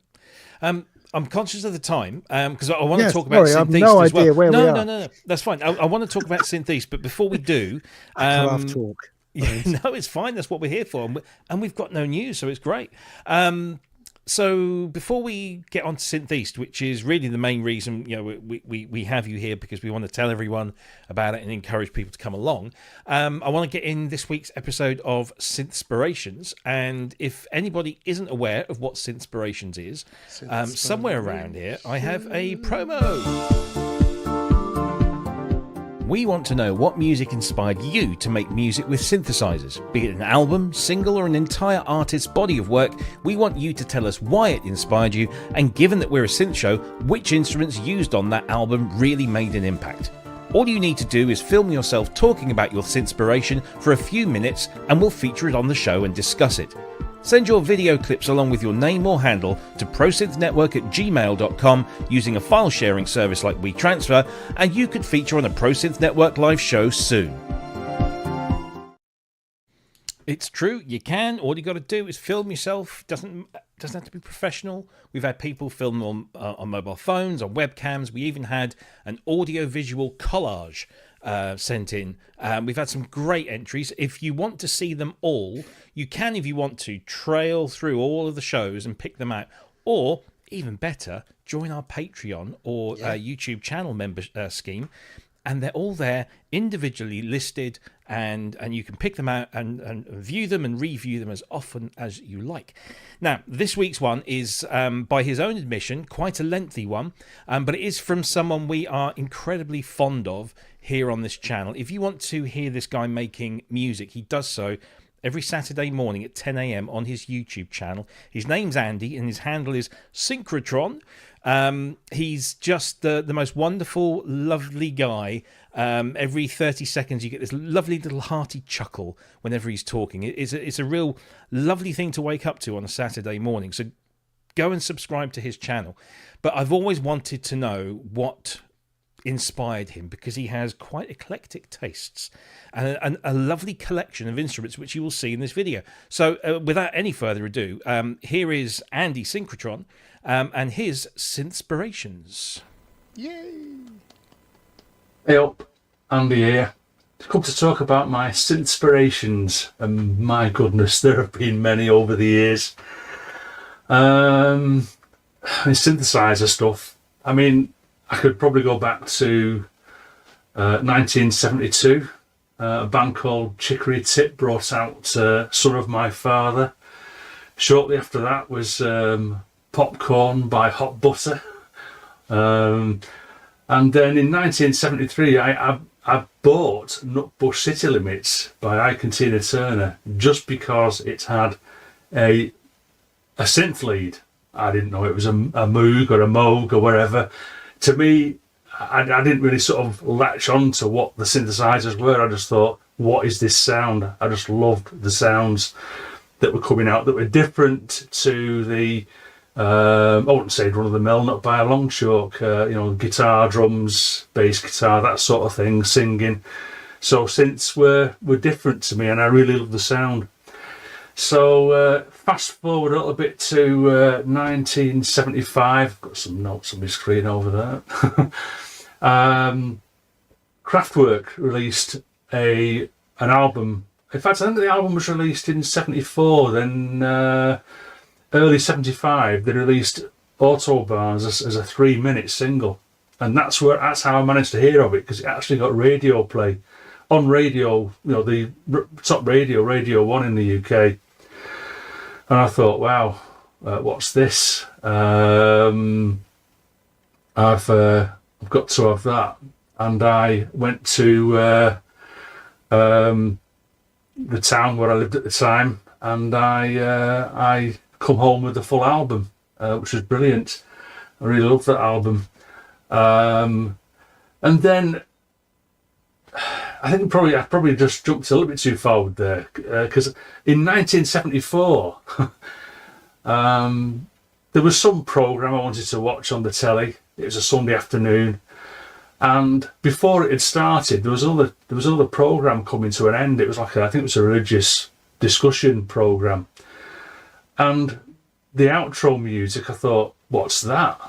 That sounds good, and it turned out to be, well, I mean, and unusually in the credits, as well as the credits rolling up, it said music by Tangerine Dream. And I thought, wow, what's that? Tangerine Dream. So I think it was Phaedra at the time, because I don't think Rubicon was out by then. So it would have been Phaedra. So February 75 was Kraftwerk with Autobahn. And then in March 1975, I mentioned Rubicon. Rubicon came out, so yeah, I've got that album still on vinyl. My all-time favourite, I will say, but I'm not going to say which is my inspiration yet. But I think you can probably guess. And then I think I did eventually go and buy more stuff of theirs, obviously at that time, and then, as has been mentioned previously on at least one of the inspiration is Tomita, and the reason I found this album, I was living in Warrington by this time, so in 1975 I was 15. We'd moved back up to Warrington, and I used to go to Dawson's in town and spend hours just going through all the A, B, C, everything in there, and I would get each album out, and I would look at the back of the cover and look for any sort of kit list, and that is one hell of a kit list, I can tell you. I mean, that was like, what? I'm having that. Got it home, listened to it, blew my mind. I'd never even heard of Firebird Suite by Stravinsky or Debussy or Mussorgsky. Never even heard of them before, but here's a guy putting classical music to electronic instruments. So yeah, that's that one. Got millions down here. Kraftwerk, I mean, I bought the first. This was like a double album. It's the first 2 albums really issued as one double album. Yes, I mean, prog band. I was well into my prog by this time as well. So, yeah, this wasn't Rick Wakeman actually. This was played by, or the keyboards on this album was played by Pat Moraz. And I'm not sure. I think he might have played the Oberheim. No kit list on here, so I can't really say. Hawkwind, it's synths. They're a bit mad, but it's electronic music, believe it or not. It's some electronic spacey rock. Good stuff. Vangelis. I'm just going through all my. Is it Vangelis? I'm sure you put me right in the chat.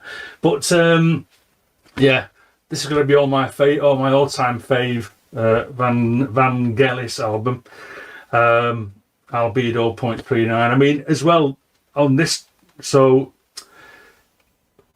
a lot of percussion on this track as well, and a lot of sort of like jazz orientated stuff. It was a bit of an ear opener for that sort of thing as well. Can't not mention Jean-Michel Jarre with Oxygen, and there's my Autobar out of order. Yeah, Oxygen and Equinox. I have got Equinox down there somewhere, but yeah, starting off with Oxygen again. So he got quite a bit of airplay, whereas some of the other bands wouldn't. The electronic bands wouldn't get any air. I mean, you'd never hear very rarely, sort of like you wouldn't hear Hawkwind on the radio. Probably they did do one, didn't they? Silver Machine got played a lot, but other than that, nothing. Quite popular, Jean-Michel Jarre. So yeah, good stuff. And then also another find as I was like going through all the albums at Dawson's would have been Larry Fast and his Synergy project. Synths, absolutely gorgeous stuff. More popular. I mean, I didn't listen to a lot of popular music back then because I mean, I've got to blame probably my parents and one of my uncles for that, because they were throwing stuff at me by bands like Pentangle, Led Zeppelin, Pink Floyd, and especially Pink Floyd. I mean, the first Pink Floyd album I got was as a birthday present or whatever, Christmas might have been a Christmas present, was Medal with a 20-minute long track on the B-side, and it's like, wow, amazing stuff. But I do have some popular stuff. So I bought Tubeway Army replicas. Probably the most popular one off this one would be, let's have a look down here, Friends Electric probably. Or is it, let's have a look. No, I think it was just, our Friends Electric. But again, the synths, so I thought, well, I've got to have that as well.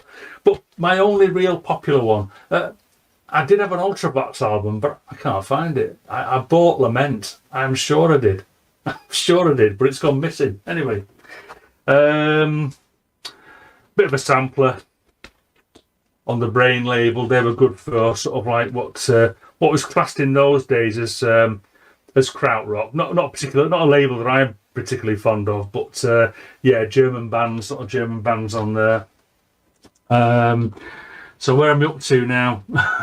Time wise, oh my goodness, I'm only up to 10 minutes. So what I'm going to do now, because I've got loads of stuff down there, I've got to say, and as I say, you might have guessed it, and I've actually mentioned it in the chat before, Rubicon is my biggest synthspiration. I mean, this is probably my second vinyl copy, and I've even got I've got a box set as well. I bought the box set, the 1980s box set, 70 to 80. So Rubicon's in there as well. So I absolutely listened to this and wore it out at least once. Brilliant album. Instruments wise, they do have a kit list in here, and it's just the usual, I guess. There's they were quite fond of the Mellotron. Edgar played guitar, of course. Double Moog, Synthia, Elka organ, a VCS3, and an ARP 2600. So some classic synths on there, and it was just, I mean, I couldn't even tell you which synths were making which noise. To me, it didn't matter back then. I just loved synthesizer music. Yeah, my inspirations. Thank you for listening. Goodbye.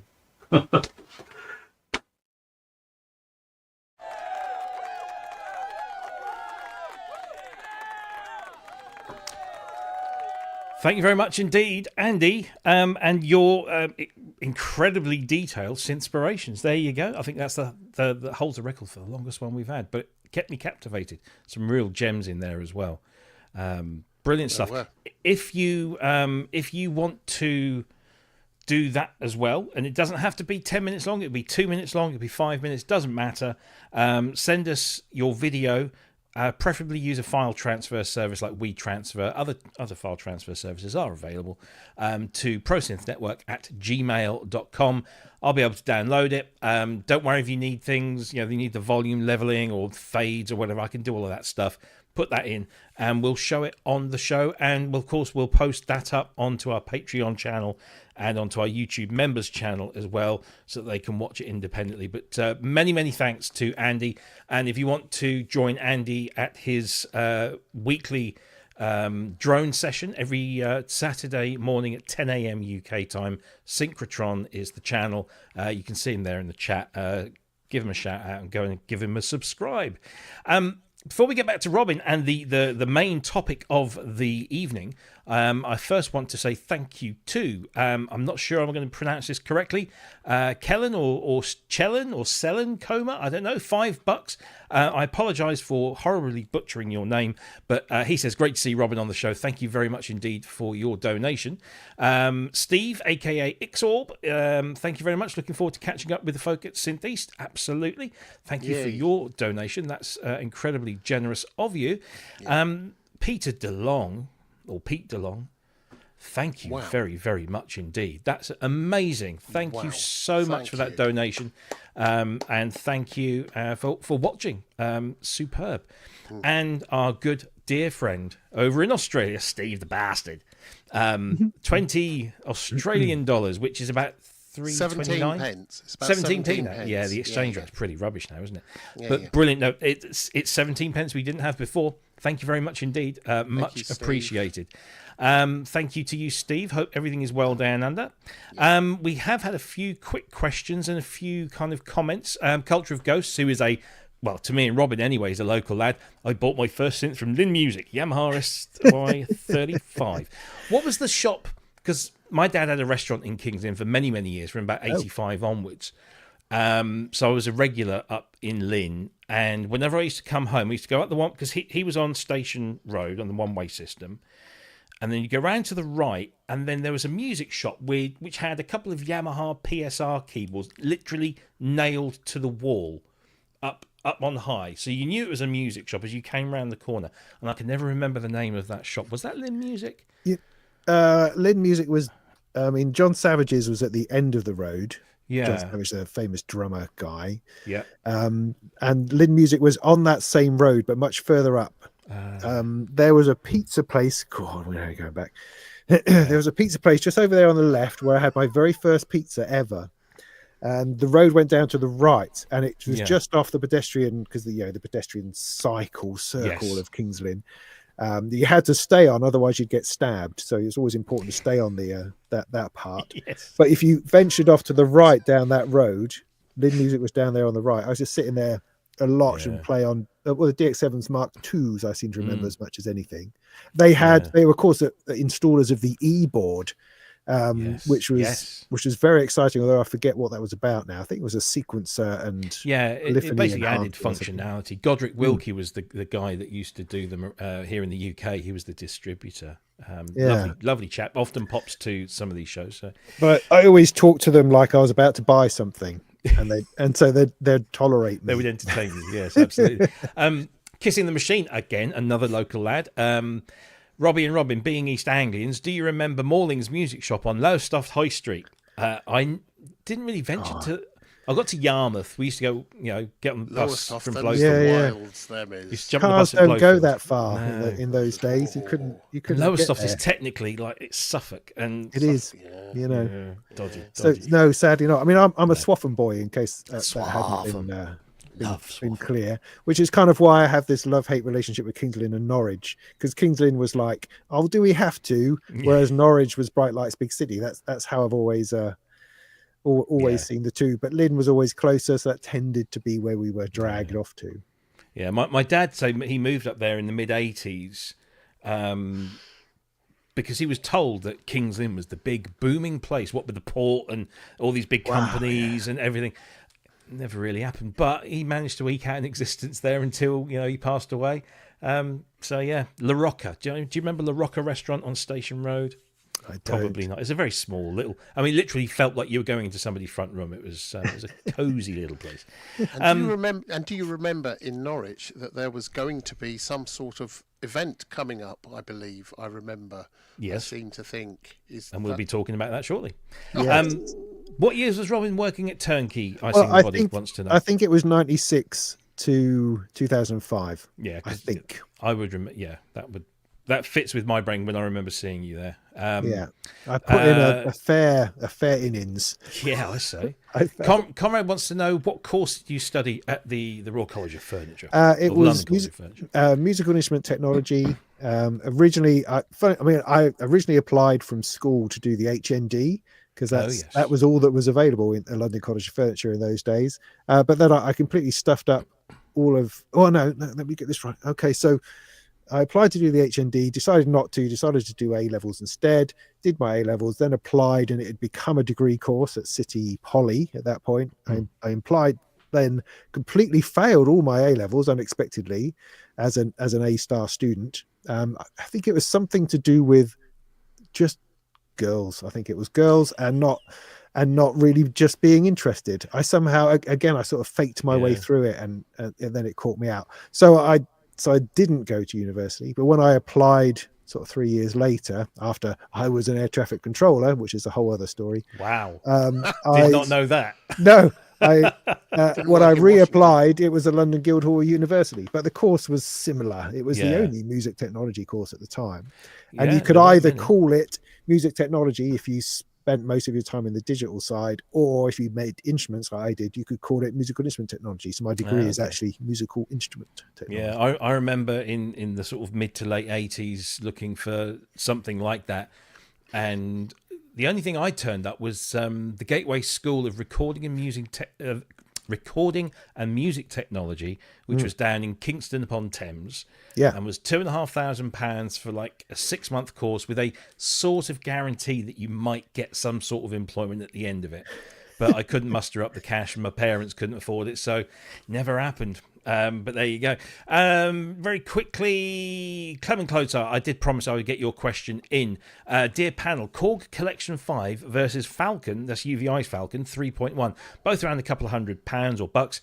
Falcon with all the expansions included. I guess he's looking for a recommendation. I would say for pure variety, Falcon, because Falcon is an incredible plugin with all of the methods of synthesis that you can think of, from digital to virtual analog and physical modeling and all that kind of stuff.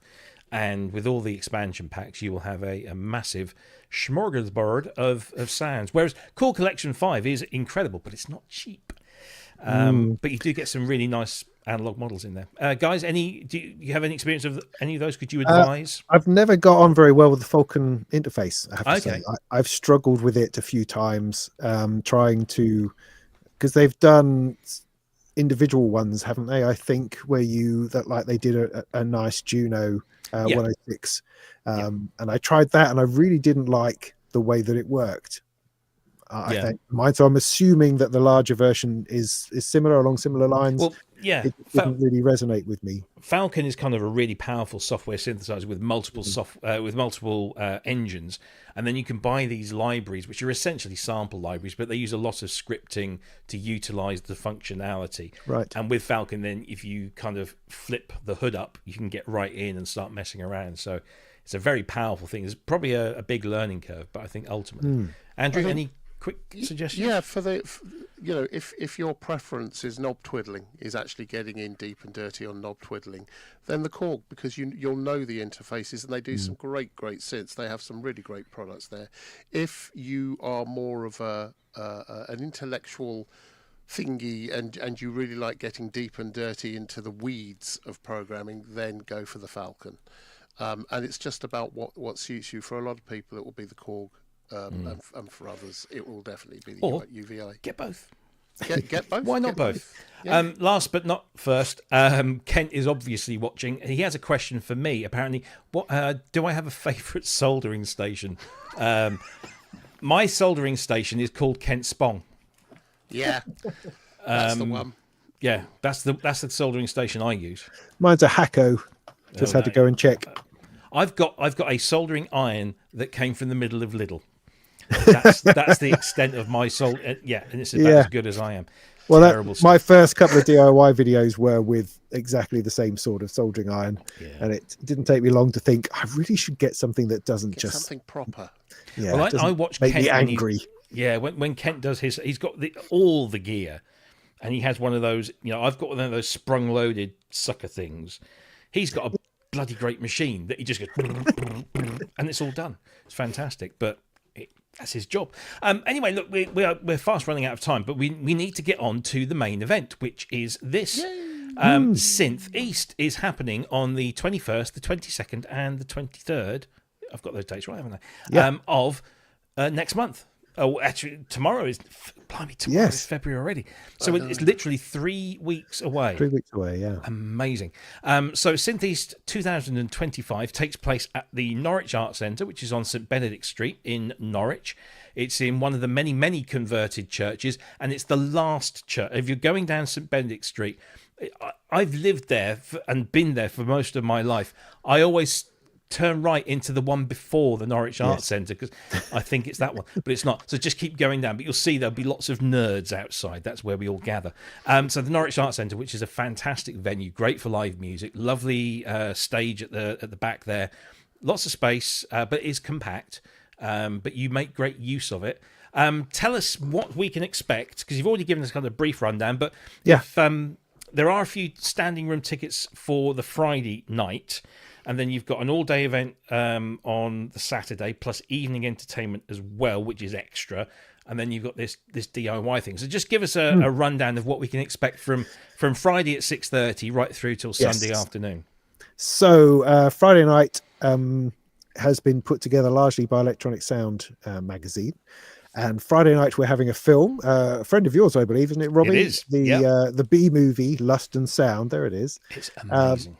Which I'm fascinated to watch. I've made sure I haven't accidentally watched it or anything in the meantime. And because this, the era is very much important to me, and I'm fascinated by Berlin. I'm fascinated by East-West Berlin, all of that sort of stuff. Trying to explain it to anybody doesn't make any sense these days. Trying to explain the Cold War to your kids, Anyway, blah, blah, blah. So we're having this film which is about life and music and stuff that was happening in West Berlin during those times, which sounds fantastic. So we're going to sit down, so there'll be seats within the art centre to watch that. But unfortunately, all the seats now have sold, but we are selling standing tickets, which is not ideal if you're watching a movie. But hey, it's still a nice place. You can wander to the bar and back easily without getting in people's way. It will work fine. After that, we have John Fox being interviewed by Adam Buxton. Now, Adam Buxton is a patron of the Norwich Arts Centre. And very, very kindly last year, the first time we did the Friday night thing last year, agreed to come and do his sort of podcast style interview with, last year it was Steve Davis, who was a riot, I have to say. It was not quite so boring. Not so boring.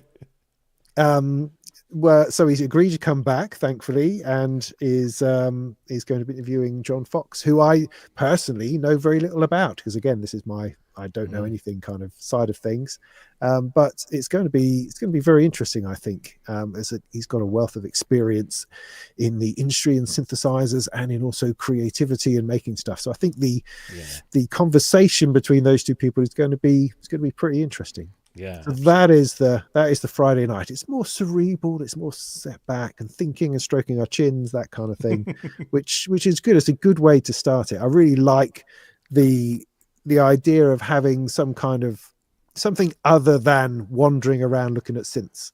I think is a really great idea. So that should be fun. That's the Friday night. Then Saturday, very early, we'll be in there setting up tables and getting everybody's gear out for the expo, the walk around filling with synthesizers bit.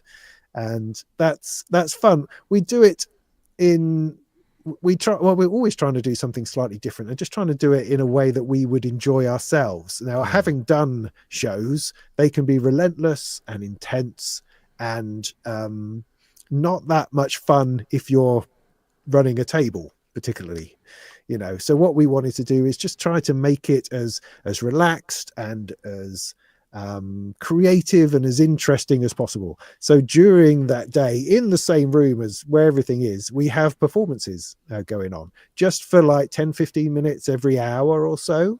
So usually within an hour, if you're wandering around, the whole place will just sort of stop and relax and watch somebody do something fascinating, and then it will carry on. And we've heard from the manufacturers in the last couple of years, them just saying how nice it is to have those breaks in the day. It's a real nice depressurization, isn't it? Yeah, and to actually be entertained while they're there doing their thing, you know, and and the whole place just has this really nice, relaxed vibe to it, which is great. Some of these shows can just be, you know, just sometimes they can get very techie, nerdy, and I think putting that in makes it creative as well, which is a really definitely good, great show. It's a really nice. I mean, last year was my first year there, and it's this nice kind of, and I think you've described this in your video, this kind of gentle undulation between, you know, sort of milling around, talking to people, playing with gear, and then, you know, after about 45 minutes,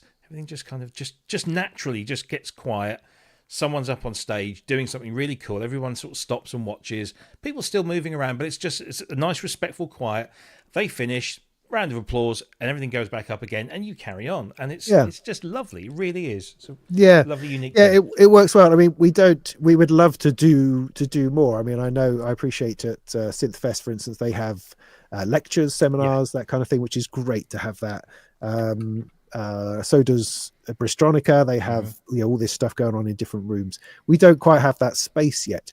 We may do in the future. We've talked about using St Andrew's Hall in the future. It's taken like 2 years longer than it should have done to do their refit.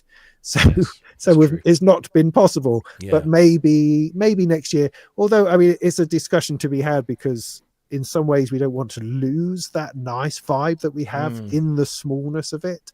And it sometimes feel if you go into the cavern, which is St Andrew's Hall, it might get lost somehow. We don't know. So that's something to talk about for another time. Yeah. So I've sung in that's St Andrew's Hall. Have you? All my kids have. Yeah. I was about that high when I did. Yeah. Yeah, in those choir competitions, they're fierce. They are. Tell me about it. Yeah. It is in the parents, raked seating at the back. Yes, there's all sorts of fights go on. So Saturday evening, is essentially it all gets turned around into a gig. It's a separate event because that's just how these things go, because you have to pay people, I think, to play music and stuff, which is good. It's something that I've learnt is a positive thing. I've always very much been a volunteer in my life, a way of doing things. I just do stuff. And so the idea of getting paid to do stuff is like another level. And I'm quite excited about that. But, it's important that I don't get left in charge of that, or that doesn't sort of happen. So again, Electronic Sound curate the evening, and they get in a proper band and sort all that kind of business out. So we have Phil are the headliners, who I'm not particularly familiar with them, although I've listened to a bit of their stuff now, and it is very, very chilled and interesting and elaborate. And I think that's going to be an interesting gig. Anyone I tell about it seems to be really excited, so I'm excited through other people, vicariously, I think, at the moment. So that's going to be fun. Before then, we have Lula York. Now, Lula was with us at the first Synth East. She played during the day in our now legendary patch off, which I haven't really described, but it doesn't matter. It's just we jam together during the day. We get names out of a hat job, isn't it? Exactly. Yeah. And that's a lot of fun during the day. So Lula did that a couple of years ago. But over the past year, her output has been phenomenal. She's constantly putting out more and more music. I've seen her play a couple of times in different venues now, and she's just extraordinary. And she has a couple of rack brute cases, I think, of modular, and just spins up these lovely interwoven soundscapes. It's just really, she does a really lovely job. So we've got her in support, which will be it's just beautiful music. And so I'm looking forward to seeing that. Before that, as the kind of the warm-up artist, is myself and Paulie Bow, which should be quite good fun. Looking forward to that. Magical molten modular synth adventure. rolls off the tongue, doesn't it? It does. It does. It's going to be largely improvised because we haven't had any opportunity to rehearse. But that's okay. That's kind of what we like. Yeah. And I mean, they're amazing. They have the ability to completely conjure up notes and stuff around whatever it is that I'm doing, because they have like pitch perfect, all that sort of stuff going on. So very, very talented. I feel very safe just being able to kick something off, and then they'll fill in stuff around it, and we'll play with that for about half an hour. So that should be a lot of fun. And that's a proper gig, proper stage, proper sound system, all that sort of stuff. The place will be packed. You can get about 300 people in there standing, I think. Yeah. So, and just to be clear, the day event and the evening event are two separately ticketed events, so you can buy one, the other, or both together. Yes. Yeah, you get a little discount if you buy the two together, which happens at the basket level. You won't find a combined ticket. There you go. Yeah, you just put both of them in your basket, and then it gives you a discount. We've done our best to keep the pricing sensible.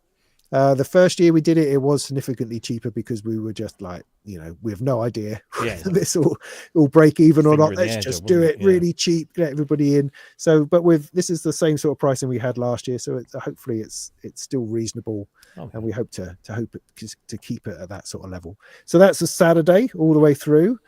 We have people performing during the day, like. So back at the expo, we've got the Norwich Synth Club are going to do a couple of sessions. Then we've got myself, Steve Davis, Gaz Williams, Nikki from Dots, and Paulie Bow, and Finley Shakespeare. Quite a little selection of people. Finley actually has played at the last two Synth Easts, so yes, that's right. Yeah. It's good to have him. Good to have him back. He's a good lad. Good lad. So there's lots. That's a big day, I think. Yeah, it is. And then, of course, that's not the end of it, though, is it? Because on Sunday.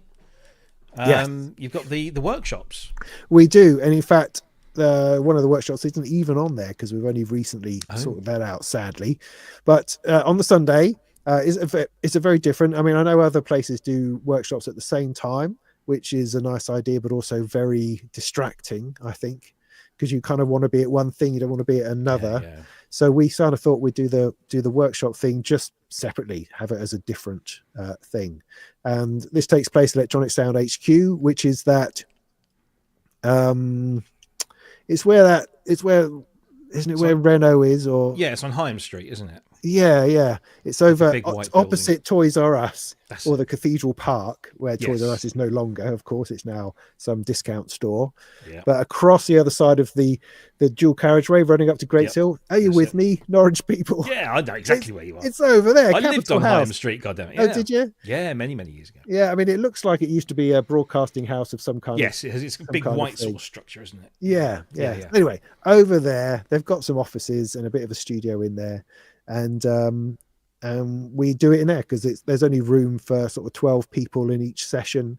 So it's very small, very, very intimate, where you get to learn either. There's two choices. You can do a tape loop workshop with Beat Boop, with Mono Jack from Beat Boop Electronics. He's fantastic.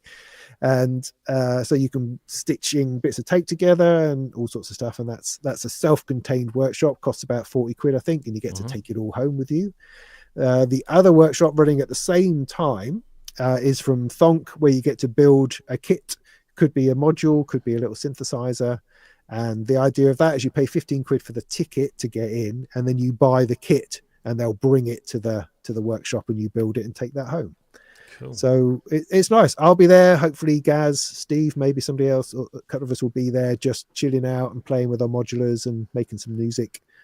Nice. It's a nice way to spend a couple of hours on a Sunday. Yeah, absolutely. It's what a packed week.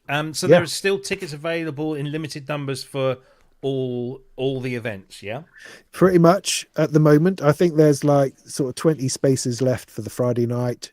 There's sort of 30 or 40 for the Saturday. One of the workshops is sold out. The others have got a couple left. So there is room still, but I mean, every year so far, I've had people email me going, "Oh, I didn't realize, do you have any spare tickets? Can you get me any spare tickets?" And I have previously bought some just on the off chance, but I'm going going without it this time. It's like, no, you either buy a ticket or you don't. I'm not gonna save some. So get with it. Come along. Yeah. Give it a go. It's a fun day. It's a brilliant weekend. And Norwich is a nice place if you've never been or you want to come down and visit. It's good for a day, good for a weekend. Lots of stuff to do. Easily accessible by train. And the roads. Look, there is this rumor going around that we don't have main roads up here, but we just don't have big motorways, which I like. Yeah, because it keeps the riffraff out. Yeah. But you can easily access Norwich. I mean, the A11 now is literally dual carriageway all the way from the M20. Well, from the M11. It's funny to say that though, isn't it? Because it's like we didn't have dual carriageways for many years. For many still years. Don't in many places that they need them. But there you go. How difficult is it getting past the cart and horses? Easy. Well, you just got to give them a wide berth, Righty ho. Just drive slowly. That's the important thing. thing. It's fine. No, it is very easy to get to. It's a beautiful city. I know I'm biased, Norwich but is. it is a beautiful place. Yeah. And if you come down for the weekend, even if you don't do the Sunday event, you can spend Sunday in Norwich and go and see. I mean, it's full of history. Medieval, Norman. I mean, you've got the great castle, of course. Loads of great places to go and look at. Loads of great places to eat and stay and drink. There's more pubs per square mile than any other city in the country. Certainly that used to be the record. They also used to have more churches per square mile. So the old saying was a church for every Sunday and a pub for every day. That's it. Yeah, it's a beautiful, beautiful place to do. Come and see us and support Robin with this incredible event, which is now in its third year, and hopefully there will be many more, whether it's at the Arts Centre or somewhere bigger. I kind of like it to stay at the Arts because it has that nice vibe to it. But I get that if it's popular, you might need to expand. But please do come and see us. We will be there. ProSynth Network. We've got a stand again. Many, many thanks to Robin for accommodating us again this year. It's a real treat to come and do that. Myself and Peter will be there. Peter's bringing, well, maybe I won't tell you what we're bringing, but it's going to be old and it's going to be gorgeous. There's going to be lots of wood. Ooh, Mrs. Hang on, is it me you're taking? No. But we're going to have probably 4 classic synthesizers that you may have not seen in the flesh, unless maybe, of course, you came to another one of our shows, but you may not have seen in the flesh. We were struggling to think of what we could bring because we know we're sort of limited on space, but I think we've whittled it down now. I think Pete's had his pat testing done. I've got to have one more of my things pat tested, and then get the pat testing. That'll be the definitely. I know. I get it for every show, and no one's ever checked. No one's ever checked. But no, I think I've just got to get one thing done, so that's not going to be too bad. Yeah. Well, just if I may highlight a couple of the exhibitors. Sure, yeah. We have, for instance, AM Synths, Rob Keeble, who does a lot of recreations of old ARP modules and Roland modules and bits and pieces. He's got a little synth he's been working on for ages, which I think he'll be bringing along. Lovely man. We've got Source Distribution there, who of course bring people like Ashen Sound Machines, Arturia, Buckler, Dreadbox, those sorts of things are all going to be in the bar. We have Black and Blue, who are a new modular maker, who do. I've had a couple of their things. I've got their filter, which is really nice, which is sort of digital models of some classic designs. They're a British modular maker who are giving that a go. Clacktronics are going to be there. They've put together this book of PCBs. It's like it's literally a book made from PCB. We covered it. Where you break the bits out and then build it into a modular system. I think that's a fantastic thing. Yeah, absolutely. So I'll be looking at that. Erica Synths will be there with the steam pipe, I believe. Nice. Expert Sleepers, Future Sound Systems will be there with the Crake, because that's Crike. Finley's, isn't it? That's Finley's, yeah. Yeah. So he'll be there. Girl Sonics, they've got a strange MIDI controller, slightly different. Nobula, the great Korg will be filling out the foyer again. Making Sound Machines are going to be there, which is brilliant. Modular Perfection do great cases. Musical Keys are a charity that I've had a little bit of dealing with. They do this. They use the Sound Machines brainwave. Oh, that's a wonderful module thing. Yeah. to do using it to provide accessibility to disabled people in order to do stuff. So they'll be there talking about that. For the first time, we've got Novation coming, who are bringing, of course, Oberheim and Sequential, which is fantastic. PWN. Sadly, Rick Modular, RYK Modular are not going to be able to come, sadly. So I do actually have one spot open, funny enough, just at the last moment. Synthesizer Evolution, Ollie and his wonderful bits of artwork and stuff. Love Ollie, and Voltage Vibes. I probably missed out Expert Sleepers, DPW. Anyway, I've gone through the lot now. And then you've got the communities as well. We've got community stuff. Got Barry there is going to be there on a table talking about EMOM. We've got the Norwich Sync Club being there. Yourselves, and also Take Fear Out of the Gear. The two crazy guys. Love them. Love those boys. Who are going to be there. Jason Bangs and Mr. Chumley Warner. Love them. Great little channel of that, especially if you're a fan of Behringer. They seem to have really focused in on that market, and that's doing well for them. They are a couple of really lovely guys that you can just sit and talk to. They're lovely guys. Do you think there's any chance that you'll get your hands on a BX1 from them, or you think you're going to have to cash for it? They don't give things away, that's for sure, but they do like to have beta testers who have the actual original thing, and there's one back there. So who knows? We shall see.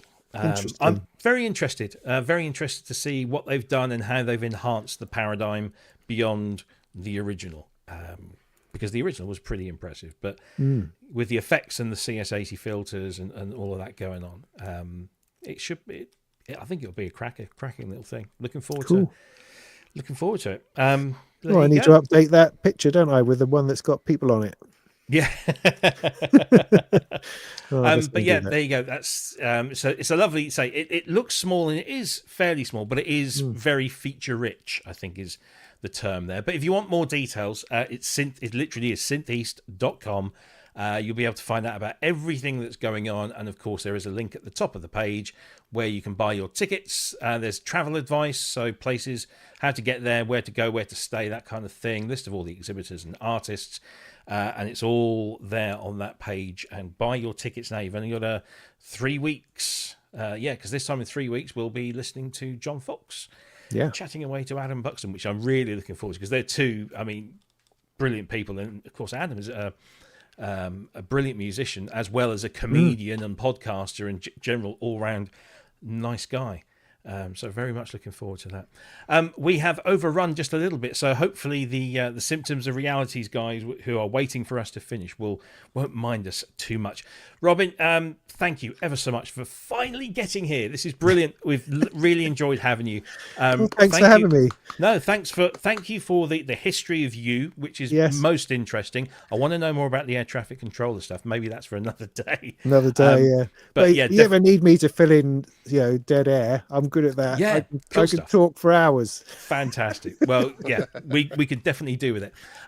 So thank you ever so much for coming. The very best of luck. I don't think you'll need it, but the very best of luck for this year's Synth East. And I can't wait to be there and catch up with you in person. It'll be great. To everyone that's coming along, do come and see the entire show. Make sure you drop by the stand, say hi to me and Pete, and you can have a play with some classic old synthesizers to boot. We will be back same time, same place next week. Hopefully Kent will be feeling better and will be joining us. I don't think we've got any guests next week, but I was speaking to somebody just this afternoon, and we're lining up a very, very special guest for, I think, 2 weeks' time, 2 or 3 weeks' time. Actually, no, it's going to be after Synth East. It's going to be, 4 weeks' time. Very interesting. Can't say anything more than that, but do stay tuned. Make sure you subscribe to the channel. Talking of channels, Symptoms of Reality will be on soon as we finish. Go and check them out.